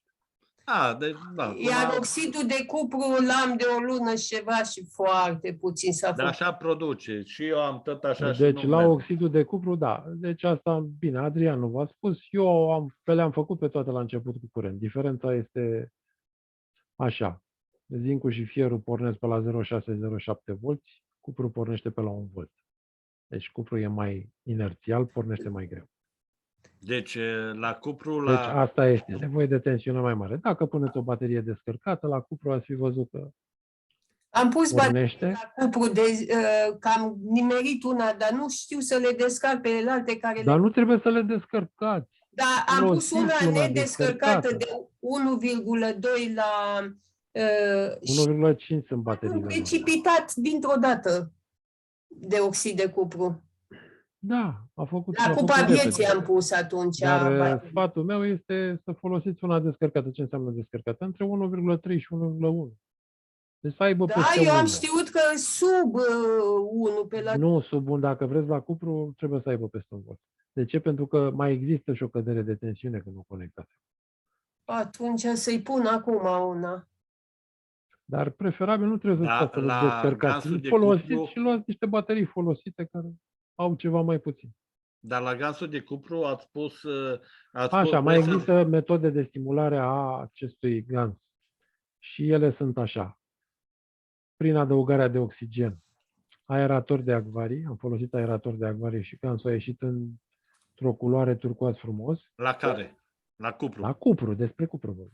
Am înțeles. Și a doua soluție, am mai auzit, tot aici prin grup, s-au discutat în anii respectivi cu adăugarea de apă oxigenată. Dar stați un pic. Apă oxigenată, dar poți să pui și ozon atunci. Da, bun. Fiecare... Și cât apă oxigenată cu ozon n-am auzit. Păi, hai că probez eu, că eu am un generator de la mic de ozon. Da, puteți să încercați, dar eu atât am înțeles că la apa oxigenată nu trebuie mult. Pune și dumneavoastră 10-20 de mililitri, eu știu. Nu trebuie mult. La cupru să pun apă oxigenată? Da, și o să... ce bine! Reacția o să se intensifice. Ce am pățit eu la o cupa 2, cum ar veni, după amândouă plăcile de cupru, mi-a coborât un strat de cupru jos. A căzut nanoacoperirea? Păi erau plăcile cu bobină, la cupa 1. Deci două plăci de cupru. Era cupru nanoacoperit sau era cupru crud? Care din ele? Cupru crud. La cupa 2 vă referiți unde e acordeonul și... Da.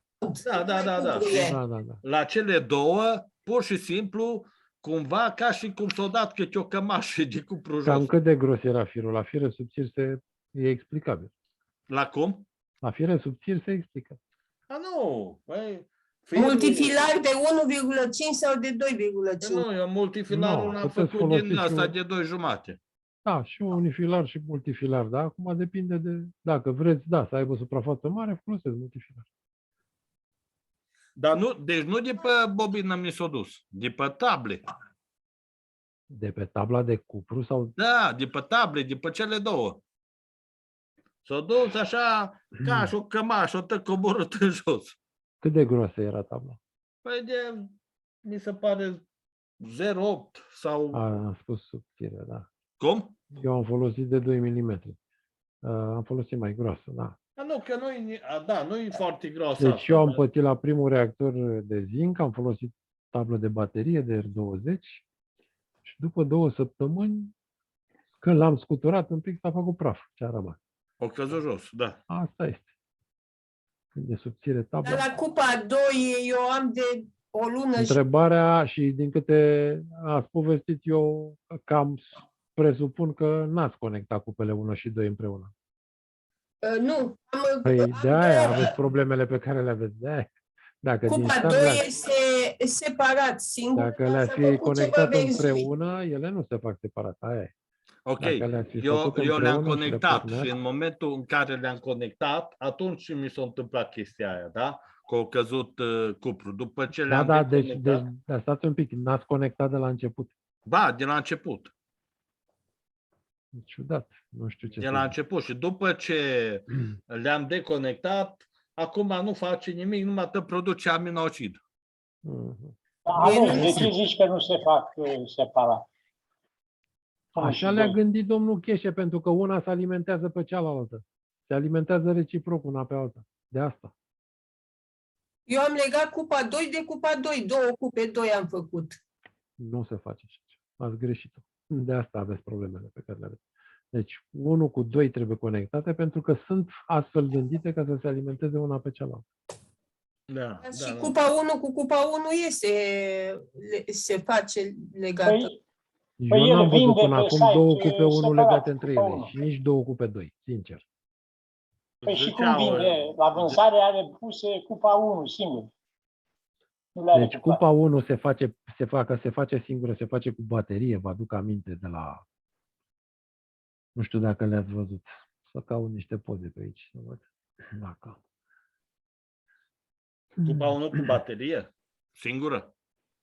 Deci prima dată, da, așa ne-a învățat domnul Cheșe de cupa 1. Este. Câte cupe 1 fac atât de mult produc de numai, dar fără nimic. Deci merg de numai. Dar nu mi se face aminoacid. Nu știu de ce. Sare și la mine. Asta poate fi legat de condițiile casei, da? În sfârșit. O vedeți? Da. Asta e cupa 1. O baterie. Și scrie în paranteză, baterie folosită. Da, deci poate să fie și R6, poate să fie și R3. Codurile lor sunt 3 de A sau 2 de A. Cât de descărcat a fost bateria? V-am spus, între 1,3 și 1,1. Deci, dacă are atât, sau chiar și 1 volt aici la zinc, dar pentru că e și cupru, e bine să fie peste 1 volt. Deci cupru, așa cum v-am spus, e mai inerțial, am experimentat chestiile astea. Asta este. Cupa 1 individual. Bine, asta e dată de brazilieni, de portugheză, tot conexiunea, acea Conexiunea nano între pe care folosesc nano, exact. Ați făcut nano la aragaz, la lampă? Cum ați făcut? Da. Nu, cu arzătorul am făcut. Da, merge și cu arzătorul. Asta e dată de francezi, iarăși punțile sunt tot cu nano. Vedeți cum se hrănesc una pe cealaltă. Așa e gândită. Da, păi asta am dublă cupa 1, am legat una de alta, cupa 1, tot cu cupa 1, dar puțin. E dată de ruși. Deci asta e prima cupă. Da, francezii au dat-o pe tot așa. Deci plusul se leagă și la zinc și la cupru, minusul la nano. Totdeauna minusul la nano. Și plusul la elementul care se consumă. Da, și noi ne spunea că bateria trebuie să stea sus, nu jos. Da, eu am pățit chestia asta. Da, eu nu le-am alimentat cu bateriile, le-am alimentat la surse de tensiune și am avut surpriza asta că, bun, prin cămașa firului Se elimina, s-a scurs apă. S-a se scurs apă și scurge m-am apă. trezit cu sare, nu atât că m-am trezit cu sare pe fir. Am avut niște surse coborâtoare și mi l-a distrus. A intrat sarea în ele, le-a făcut praf. Asta e problema cu ele. Dar acești fluturași ați făcut Nu, n-am făcut. Fluturaj n-am Eu făcut. vroiam să pun la căsuța de la țară, prin curte, dar nu știu cum să-i fac. Păi simplu. Sunt două, să zicem, două opturi, dar nu e neapărat nevoie. Dar trebuie în nano. Deci se face sodă. întâi un opt. Deci luați un fir mai lung. Se face întâi un opt, după aia se rotesc la mijloc.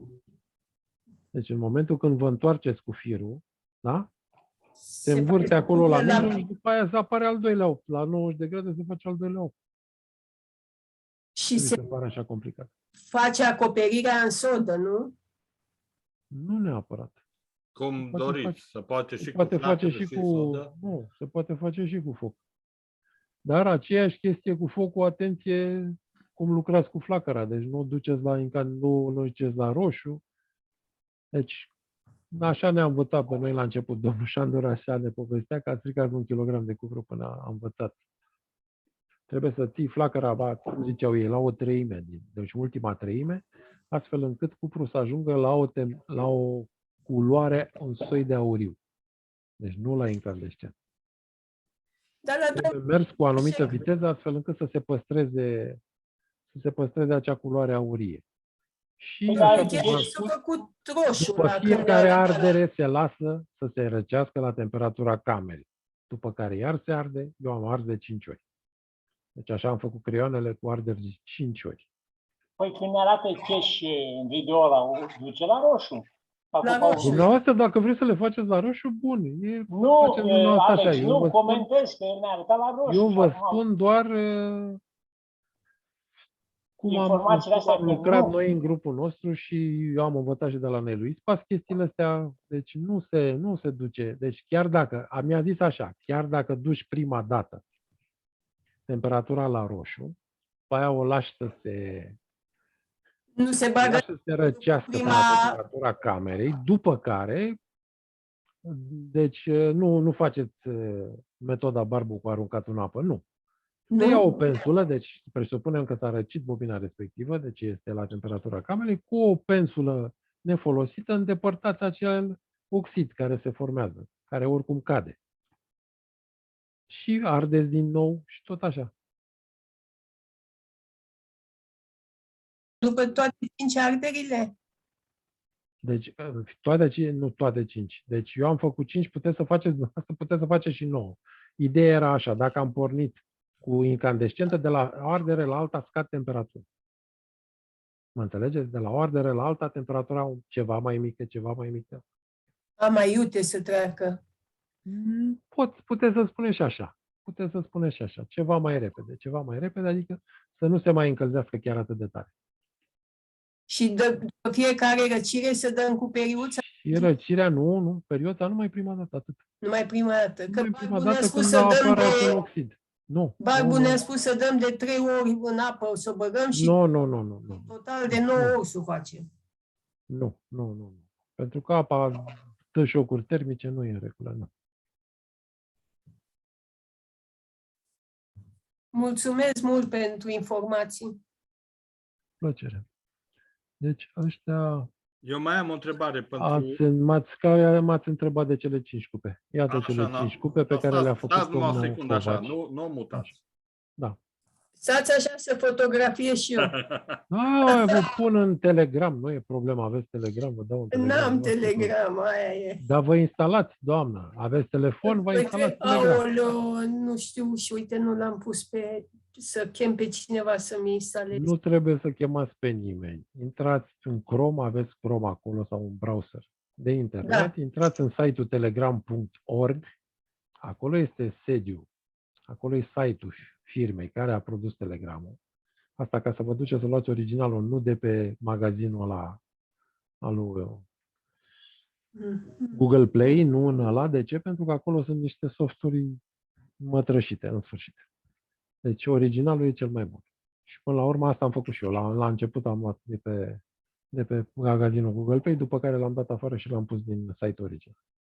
Și vă duceți în site original. În site original găsiți toate variantele și scrie acolo. Desktop, PC, desktop, Android, Linux, nu știu ce. Și alegeți pentru Android, telefonul, un singur sistem are de Android, instalați pentru Android, se introduce numărul de telefon și asta este, numărul de telefon cu codul de țară, adică plus 40 și așa mai departe. O întrebare. Da. Dacă ce facem, de exemplu, dacă eu am vrut să am pus o bilă de gaz de cupa 1, am pus pe un cooler de ăsta mic și l-am legat la mașină. Ce se întâmplă? Se încălzește tare bila când îi soare sau chestii de genul ăsta. Dacă Da, are dacă aer, o puneți pe bord, sigur că o bate soarele, e normal. da, dacă are aer, face presiune mare acolo. Și atunci se desface gaura. Nu, nu cred. Trebuie să fie lipită bine. Lipită bine nu înseamnă cu superglue, înseamnă Eu am umplut-o fără aer. Ați umplut-o. Cum? Da. Bun. Și ați lipit cu ce ați lipit? Ați lipit cu glue dintre la siliconic? Da. Da, ăla e. Și eu am folosit-o dintre. Da, dar mi-a ieșit. O curs, nu m-am văzut că a ieșit sare pe lângă. Eu n-am umplut-o complet, a rămas o bulă mică acolo. A rămas un pic. Am umplut-o că am făcut două găurele una lângă alta. Dar ce am observat că dacă umpli bila și după aia o lipești, nu o poți centra foarte bine. Și e mai bine să o centrezi bila când e goală și pe urmă să o umpli. N-am făcut așa, eu recunosc că, da, ați făcut metoda cum a zis domnul Brâu Roșu. N-am folosit două găuri. Nu, deci am făcut o gaură mai măricică, la 3 sau 4 mm, cred că 4 mm. Aia cu acul de seringă am făcut să-mi două, intre, da? nu, că n-am băgat cu acul. N-am băgat cu acul, am băgat direct cu vârful seringii. De ce? Acul se poate înfunda cu gaz. Deci n-am vrut să risc chestia asta. Și mai e o chestie pe care o uitați. Așa. Ce am discutat noi despre gaz, să nu fie în contact cu metalul. Da, așa e, drept. Da, și eu am uitat și am băgat... Eu n-am uitat, dar am zis, hai că-l pun. Nu. Deci, exact cum a discutat și nu știu dacă Barbu v-a spus, dar Adrian v-a spus. Găsiți un furtunaș, subțire. Da, asta știu. Care intră dar pe... Barbu a spus să nu lipim cu silicon nimica, că nu e acceptabil. Da, bun. Atunci, dacă altă soluție alternativă e asta, cum îi spune? Ceara de albine. Ceara de albine? Da, dacă stă la soare undeva sau afară, de exemplu, dacă vrei să pui pe un cooler sau ceva, ceara la temperatura aia se topește la soare.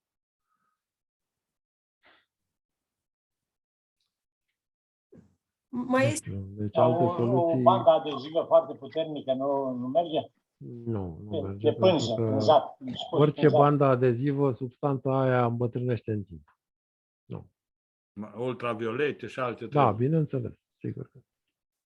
Este reacția obișnuită a oricărui material, în primul rând, la oxigen. Oxigenul asta face, oxidează cam toate materialele în timp.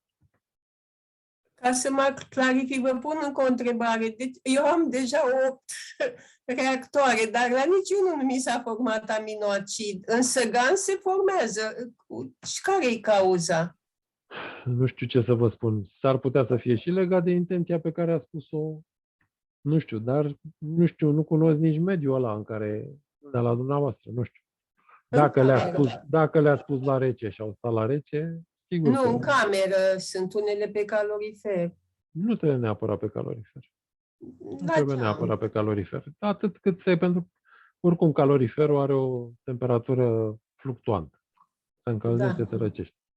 Într-un alt loc unde să fie o temperatură cât de cât constantă. Mai ales să nu le deranjați. Adică în momentul când lucrează, nu trebuie deranjat. Eu le-am mutat când la soare, când în... Nu trebuie. Nu trebuie. Odată le-ați fixat un loc și așa rămâne. Deci nu chestia asta cu soarele nu am. Am făcut plăci de cupru nano cu sodă și le-am pus pe marginea balconului, au stat la soare, bine, asta e altă. Deci le-am făcut pornit în septembrie și le-am lăsat și peste iarnă, dar faptul că au stat mult timp s-au nano-acoperit extraordinar de bine. Adică în fiecare zi, apa aia, mai ales vara, se încălzea la 40 de grade fără probleme. Le-ați lăsat Le-am lăsat în caserolă, sigur că l-am închis. cu apă de asta. Nu, în lichidul lor, caustic. Ca la burire, cu puțin... Nu, complet în imersie. Într-una. Complet imersate? Da, complet imersate. Păi și nu vei să... Păi dacă le ții acolo, mai face strat, că la mine rămân curate. Cum să nu? Numai se A oxidează. făcut bine, poate, nu știu, au fi crescut prea mult, că a făcut și puțin praf dintre la cupru nano, da? Asta e. Deci asta, eu așa am făcut prima dată și plăcile alea le-am folosit la producere de gaz și au mers la toate 3 gazurile. Și la zinc, și la fier, și la cupru. Că spunea domnul Adrian să nu le lăsăm mai mult de 24 de ore. Bine, asta este acum soluția care le dă acum. V-am spus, modalitatea de a accelera reacția de acoperire nano în caustic este să folosiți ape din spălări de gazuri. Atunci da, atunci se accelerează. La vremea respectivă nu știam și nici nu aveam. N-am înțeles aici. Apa de la spălările de gans, unde să le folosesc? Se folosește la nanoacoperire. Ea accelerează acest proces destul de... Deci faci soluția de sodă, exact, da? Decât Apa să aia... stați 2 luni, doar 2 săptămâni. Apa aia sărată, să o punem acolo? Nu e neapărat sărată. Spălările nu sunt neapărat sărate. Doar la început sunt mai sărate. Dar pot să fie și diluate, nu se pune problemă. Numai care câmpurile plasmatice, da? Absolut, asta este. Deci nu trebuie să fie sărată. Deci pot să fie Eu deja am spălată. adunat apele sărate și nu știu ce să fac cu ele. Puteți spăla și WC-ul cu ele, puteți să le diluați și să le dați plantelor. Nu e niciun fel de problemă. Și am mai înțeles că gansul să nu-l spălăm, că își pierde din putere. În plasma lui. Nu. Așa ceva nu. Nu își pierde din putere. Așa cum ne-a învățat Cheșe, gansul e ceva veșnic, adică nu-și pierde puterea, n-are cum să-și pierdă puterea. Își pierde puterea doar apa care este luată de pe gans, da. Deci de asta se recomandă ca apa să fie folosită imediat. Deci, Alex, toate gansurile făcute cu sodă trebuie spălate. Da, bineînțeles. Tot ce e cu sodă trebuie spălat. Tot ce e cu sodă trebuie spălat, sigur, fără discuție. Dar domnul Adrian mi-a spus că nu trebuie să le spălăm. Nu, doamnă, nu. Dacă este aplicație, deci atenție, dacă este aplicație pentru energie, nu e o problemă, dar dacă vine în contact, dacă le folosesc ca să le beau sau vine în contact cu pielea umană, evident că trebuie să le spăl bine. Deci ce e pentru folosință umană trebuie foarte bine spălat. Dacă este pentru alte aplicații, energie, transport, la alea nu e nevoie. Și atunci plasma lichidă care, după ce nu mai folosesc reactorul, o păstrez într-un borcan de sticlă? Da, sigur. Bineînțeles. Deci nu de plastic, de sticlă. Mai bine de sticlă, e mai etanș, plasticul mai îmbătrânește. Și e voie în timpul, că eu am mai schimbat bobina nano, că am avut impresia că se vede... Nu prea e bine. E bine să... De asta vă spun, încercați să realizați o nanoacoperire solidă din start, să nu le ca schimb. Să nu trebuiască să le tot schimbați. De asta nu produc aminoacid. Și acelea care le-am folosit le pot arunca bobinele care... Nu trebuie aruncate, alea le puteți arde din nou și refolosi. Nu e nicio numai pentru gansurile alea, nu? Da, pentru același gans pentru care l-ați folosit, nu o să amestecă trebuie. Să nu faceți să o ardeți. Dacă l-am folosit pentru zinc, fac zinc, dacă l-am folosit pentru cupru, fac cupru, dacă l-am folosit pentru fier, fac fier. Am înțeles că le poți folosi la sodă, dar nu la flacără. Deci asta cu nanoacoperirea, deci chiar dacă a fost făcută la sodă, se poate face și la flacără, nu e nicio nenorocire. Da? Nu e asta o problemă. Soda lucrează mai încet, astea sunt diferențele. Soda lucrează mai încet și mai uniform, e adevărat. Focul lucrează mai repede și sigur că are intensitate mai mare decât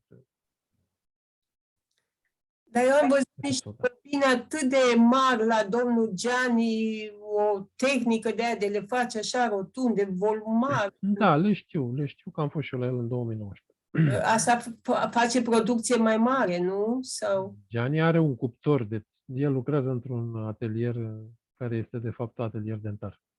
Și are acolo dotare, are un cuptor în care le face bobinele de cuplu, le face în cuptor, nu sunt făcute cu flacără, nu mai stă să le facă cu flacără la atelier, sigur, pentru un Le face atelier la e învață cu temperatură? flacără, dar având cuptor și posibilitatea să regleze temperatura, este mult mai bine.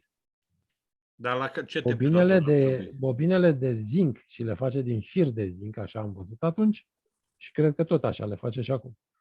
Firul de zinc l-a cumpărat exact, cum știți, de la domnul Țiripa, bobina dintre aceea și bobina respectivă taie o anumită cantitate și după care cu bormașina le bobinează și face acele spirale pe care le închide și... Deci am fost la Gianni și, fără niciun fel de exagerare, a pus reactorul, în 20 de minute a început să producă. Reactorul de zinc?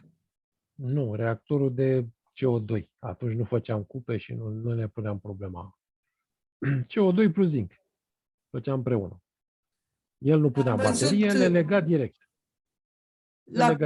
Cu spaniolii, cu portughezi, cu spaniolii, a arătat că întâi făcea bobina cu flacără și pe urmă băga în rece, o leșie de sodă, dar nu am înțeles că era în spaniolă. Bun, în sfârșit, da. Aplică tot felul de chestii, experimentează multe chestii. Dar el, pentru că trăiește în acel atelier, pentru că stă foarte mult timp acolo când lucrează, acel spațiu este complet plasmatizat. A renunțat la centrala pe gaz, complet, adică când am fost eu la el, era deja decuplată, avea un sistem de încălzire pe tavan, un sistem gen rezistență, n-am mai văzut niciodată acoperea tot tavanul, dar mi-a spus clar, domne, eu am plasmatizat, adică a dat pe exterior cu CH3, cu apă de gaz de CH3 pe exterior cu clădirii și în interior cu gaz de CO2 și oxid de zinc. Și are o temperatură constantă, deci eu când am fost era 29 iunie, afară a fost de 34-35 de grade și înăuntru era plăcut, 24-25. Ok, apa aia de CH3, e apa spălată sau aia sărată? Spălată, bineînțeles. Deci, cum o spălat, apa aia ce-o spălat, practic, da? Da, deci tot ea o de spălat de mai multe ori și spălătura aia, apa aia... Înseamnă că a ținut-o neapărat din spălări, dar a făcut acel gaz special ca să dea pe exteriorul clădirii. Plus că am mai făcut, după care ne-a spus, domne, am văzut efectele, am zugrăvit și holul, unde stau pacienții și stau și așteaptă. Acolo e sala de așteptare. Și le dă o stare de bine oamenilor care stau acolo, la sala de așteptare. Deci au introdus exact cum, dacă ați văzut, pe site-urile fundației, pun gaz direct în lavabil și vopsesc și zugrăvesc cu el. Ce gaz? De CO2 plus oxid de zinc. Din Ăla e un gaz care emană energie non-stop și hrănește corpul, practic. Asta e. Și CH3-ul?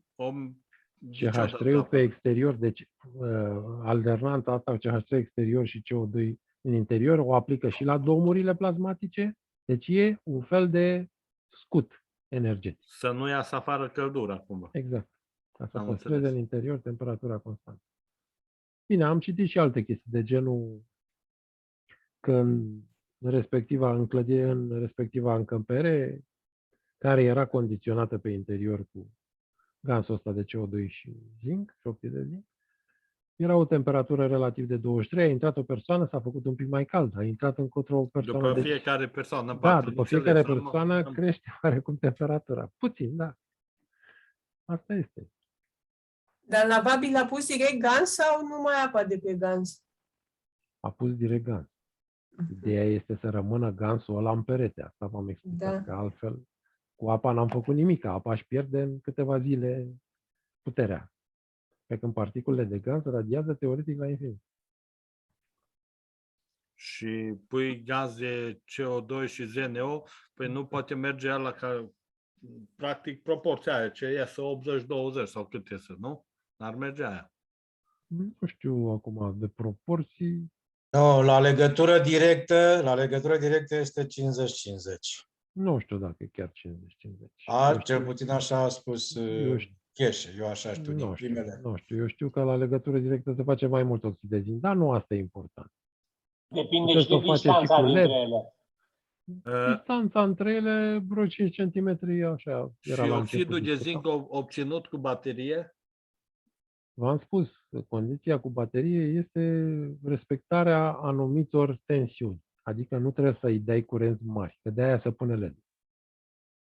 Deci asta am constatat că în momentul când făceam gans cu tensiune, să nu depășesc 100 de miliamperi, că deja era mult 100 de miliamperi.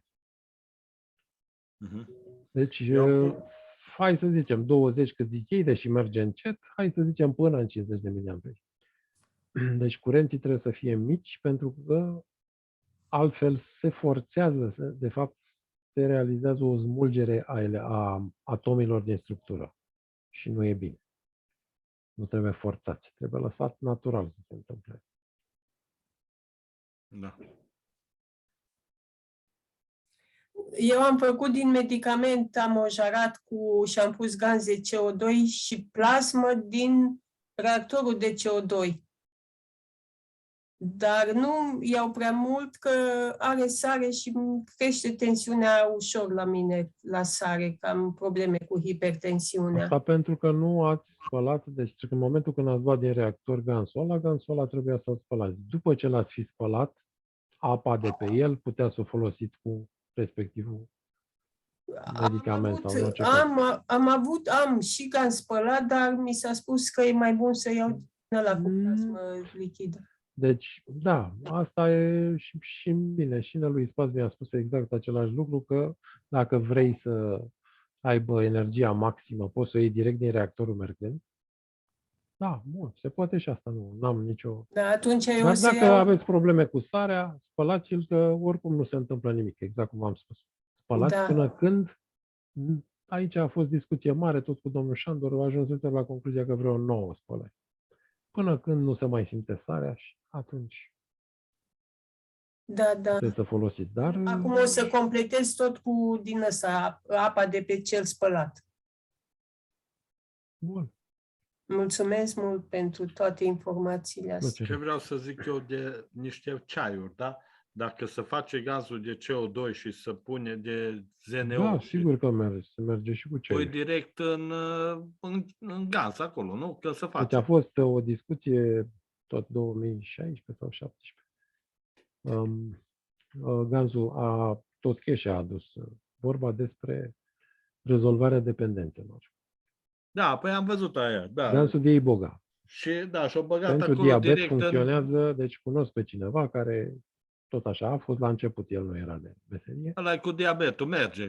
Și Are efecte. a avut efecte asupra lui în sensul că a reușit să slăbească. În orice caz, nu știu, cel puțin 10 kg a slăbit, dacă nu și mai mult. Problema este că el o lua pentru substanța diabet și are o slăbit? Da, a pierdut. Era destul de plinuț și a reușit să piardă cel puțin 10 kg. Dar problema asta e că respectiva plantă este sub interdicție. Știți de ce? Da. Da. Am dat la cineva ca și... să poți face, trebuie făcut, să ai pe cineva acolo să-ți trimită frunzele alea. am făcut, că nu din frunză se face. Ce plantă? Nu. Eboga. E o plantă africană. Ebola. Iboga. Dacă căutați lecțiile vechi, vă duceți în 2016-17. Funcționează, deci la diabet... Sigur că funcționează, dar e trecută pentru multe dependențe. Inclusiv pentru dependențele de droguri. Da, dar tocmai pentru asta nu le lasă să... Da. Dar e mare industria asta drogurilor și trebuie să fie susținută. Păi, da. Atunci, de ce? Și această plantă se pune în gans ca să transfere. Direct, da, dar eu, deci asta vreau să zic. Deci orice ceai ai putea pune și atunci transfer. De exemplu, dacă Sigur că da. sunt niște rețete foarte bune pentru ficat, de exemplu, da? Da. Ceaiuri. Iei ceaiurile alea, le bagi acolo în ceva plic și le pui în gans. Da? Reactorul de gans. Nici nu e nevoie să le puneți în plic. Le puteți Am înțeles, dar ca să pune le din poți, ceai acolo liniștit că nu se să poți întâmplă nimic. scoate pe urmă gansul ca lumea afară. Deci, Nu. Nu Trebuie mare înțeleg grijă. unde- Trebuie mare grijă la plicuri din ce sunt făcute. Știți că eu cel puțin eu nu consum ceai la plic. Pentru că acea Nu. hârtie e toxică.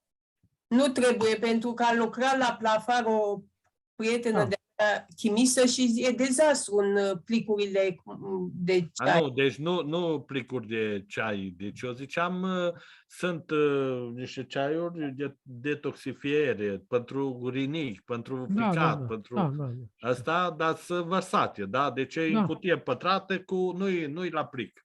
Și unde îl puneți? Cum îl folosiți? La normal trebuie să-l pui în gans direct, când se face gansul. Exact. Plantele se pun direct în gans. Și atunci ei numai plasma deasupra.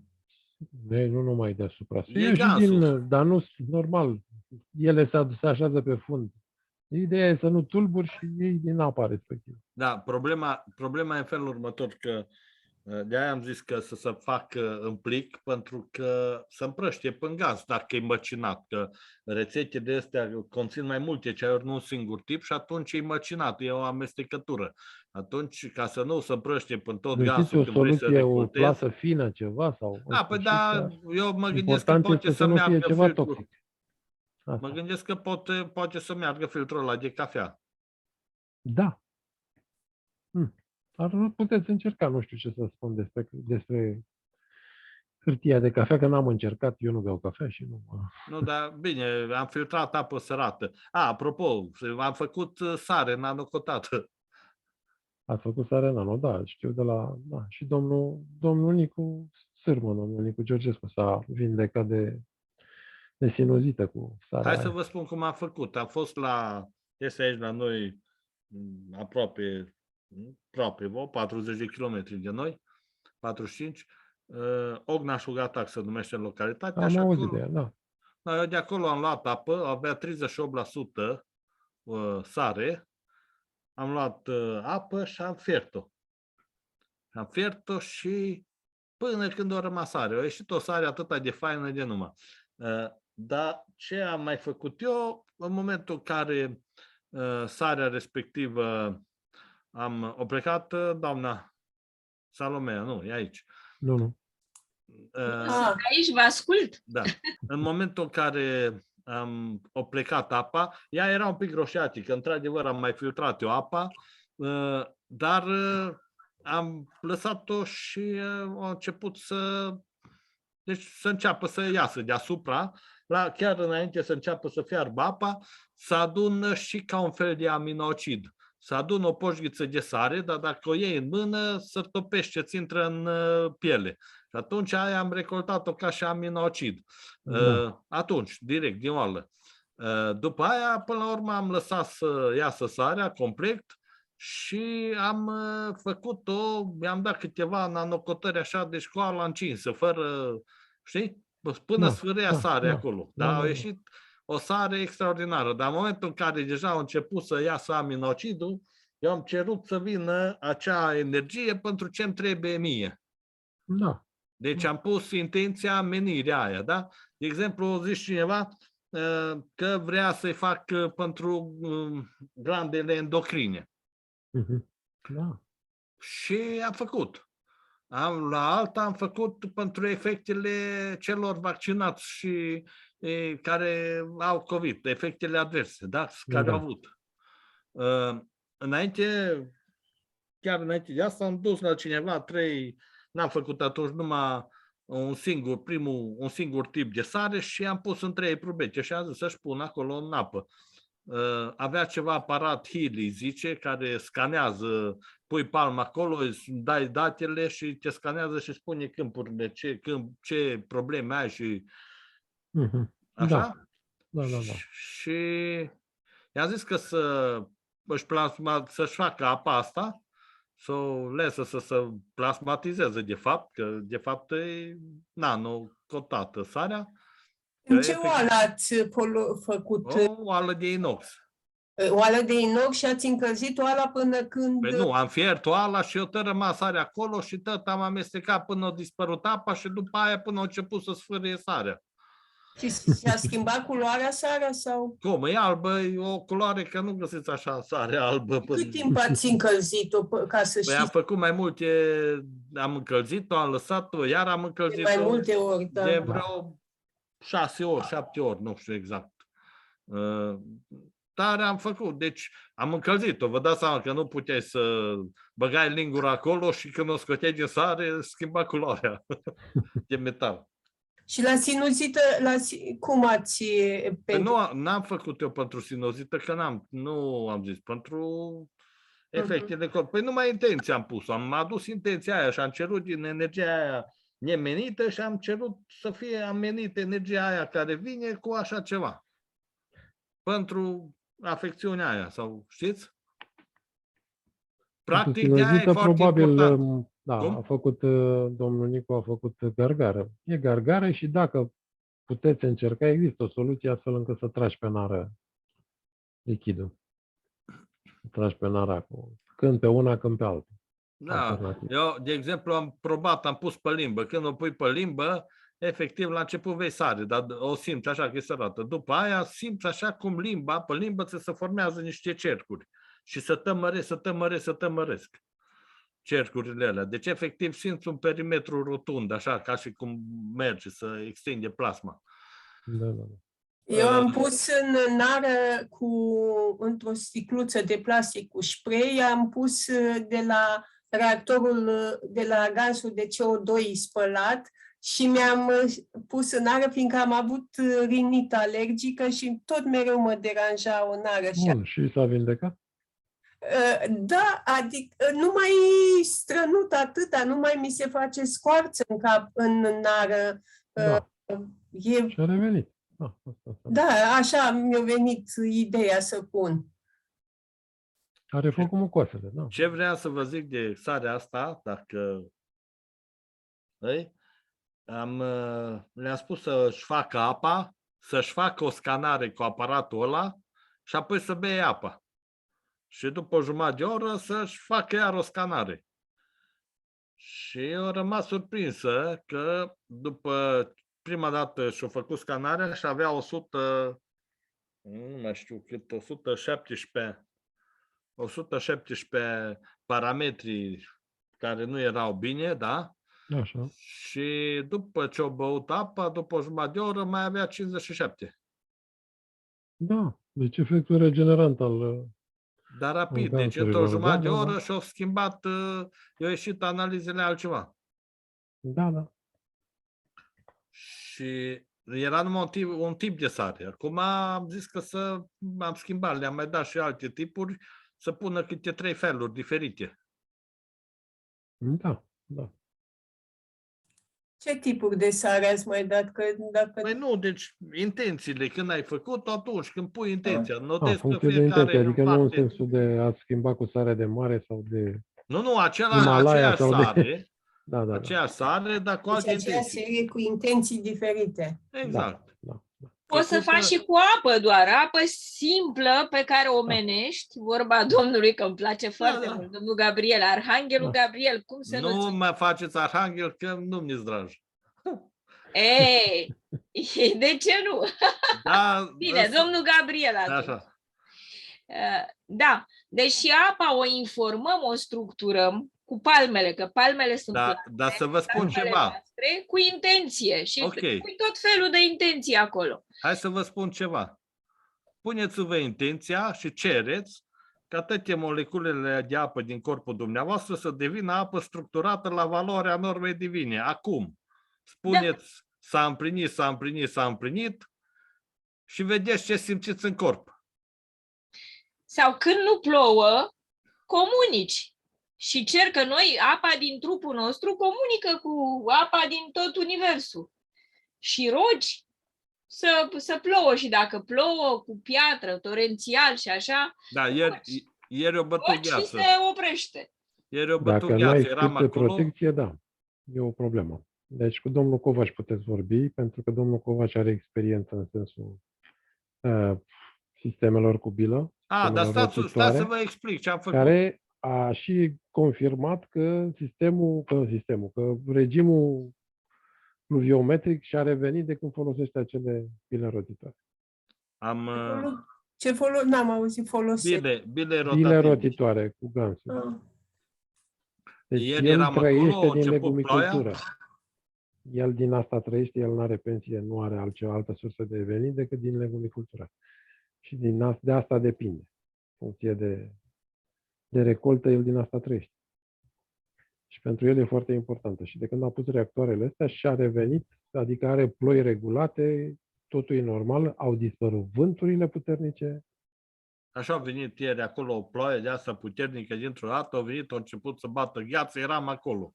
Zic, hai că mă bag în mașină, deci eu am undeva o livadă la vreo 23 de kilometri de mine și eram acolo. Acolo am făcut gansul. Și, zic, hai că mă bag în mașină. Am uitat eu că am făcut eu gaz de protecție și stând în mașină acolo, zic, băi, dar ce faci? Fă-ți treaba. Și imediat s-a oprit gheața, vă spun, dar nu știu, a fost așa a fost să se oprească sau și-a făcut treaba. Imediat s-a oprit gheața, s-a dus ploaia în altă parte, norii deasupra curții, acolo unde eram, s-a făcut normal, era un cer de la negru, tot acolo. Da. Și s-a făcut un cer deasupra la mine și acolo nu mai bătea vântul, nu ploua, dar încolo era vigilie. Deci, deci dar numai așa, zic, băi, dar ce faci? Dar așa mi-a trecut, zic, ce faci? Fă-ți treaba. Deci puteți face exact ce a făcut domnul Covaci și nu trebuie neapărat să puneți motoare. Decupați sticle de plastic, le faceți lateral aripioare și se rotez pe tije. Și exact pe dop lipiți bila și... Am văzut, dar nu știu practic cum să facă, am văzut numai în poză. Se decupează pur și simplu din suprafața laterală, se decupează aripioare. Bineînțeles, în același sens, că altfel nu s-a Da, și tija aia din... Tija poate să fie de metal, nu contează. Tija aia merge până în vârf, intră până... Ia uitați-vă, domnul Alexandru, uitați-vă pe Messenger, că acolo mi-a fost mai ușor să vă trimit ultima poză. Ce v-am trimis. Aia, dacă vă uitați, vă învârte aia pe când Telegram sau pe Messenger? Pe Messenger. Era mai bine pe Telegram, pentru că... Eu nu pot vedea decât... Că o pune dânsul dacă o e de acolo. Oglindă. Am văzut la domnul Covaci, dar în poză. Nu El a făcut multe gansuri. Am luat cu 30 de lei, ia uitați-vă ce am luat, cu 30 de lei și asta o gheț undeva să învârte, zici că e avion. Nu se vede, nu știu. Vă arată imediat, domnul Alexandru. Să intru în Facebook. Sau să trimit pe Telegram? Nu, stați un pic, că intru în Facebook acum. Da. Era mai bine. Eu prefer Telegramul pentru că e mai practic, nu e cenzură și nici nu se șterg postări. Așa. Și aici în chat nu putea să le postați sau nu știți? Că eu sunt pe laptop și acum eram de pe telefon. Dumneavoastră sunteți aici, sunteți cu numele Gabriel Vasile. Păi Gabriel Vasile, că nu. Deci o ca să teame lumea. Da, numai un pic să-l salvez pe ăsta. Aha, da. Să învârt ăla de... Numai o adiere mică de vânt să fie, așa merge de numai.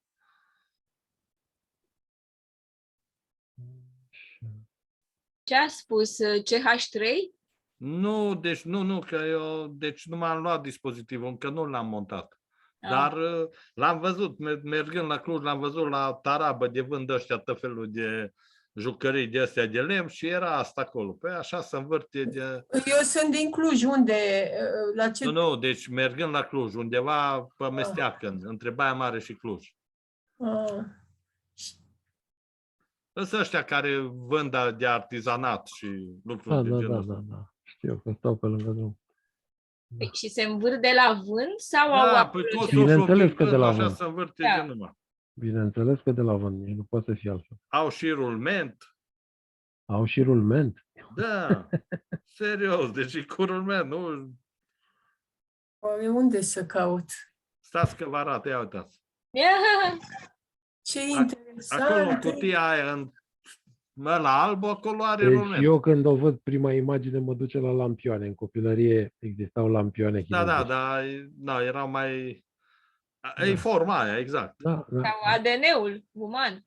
Da. Dar știți cum se învârte? Așa de fain se învârte. Alături mai e ceva... Un capăt de bobină, e altă... E bucla aia care ați arătat-o pe grupul bobină, cu Valentina. Deci Ați piesa văzut asta... aia cu 3? Da. Nu. Am mai făcut, ia uitați-vă. Unde puneți bila? Pe nu, aia e fără bilă. Aia e fără merge bilă. așa și creează 3... Deci creează 2 vortexuri când se învârte. Unul urcă, unul aduce, unul duce.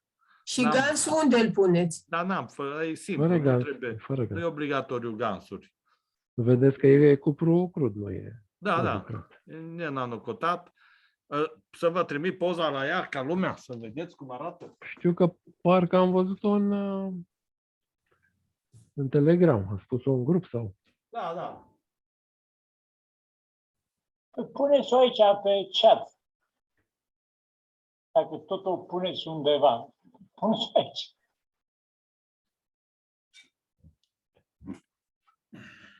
Eu am înțeles că numai asta care e ca ADN-ul, nu și bobina de cupru.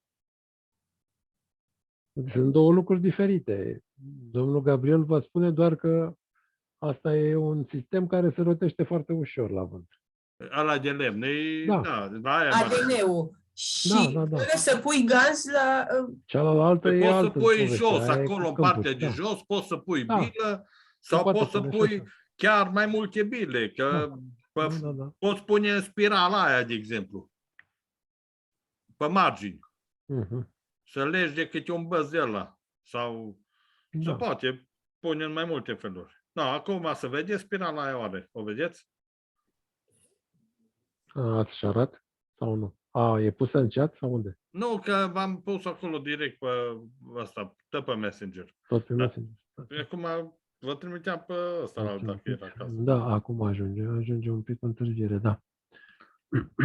Am mai făcut niște infinite, aveți acolo sus și le-am modificat, că mi-o trecut mie în cap că de fapt trebuie modificate așa infiniturile alea. Erau 3, alea ce se învârt, dacă le vedeți acolo mai sus. Da, un pic. Așa, să-i dau sharing.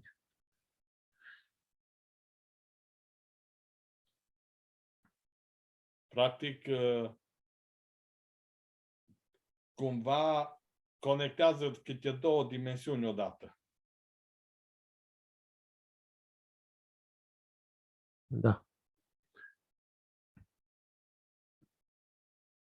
Ați văzut?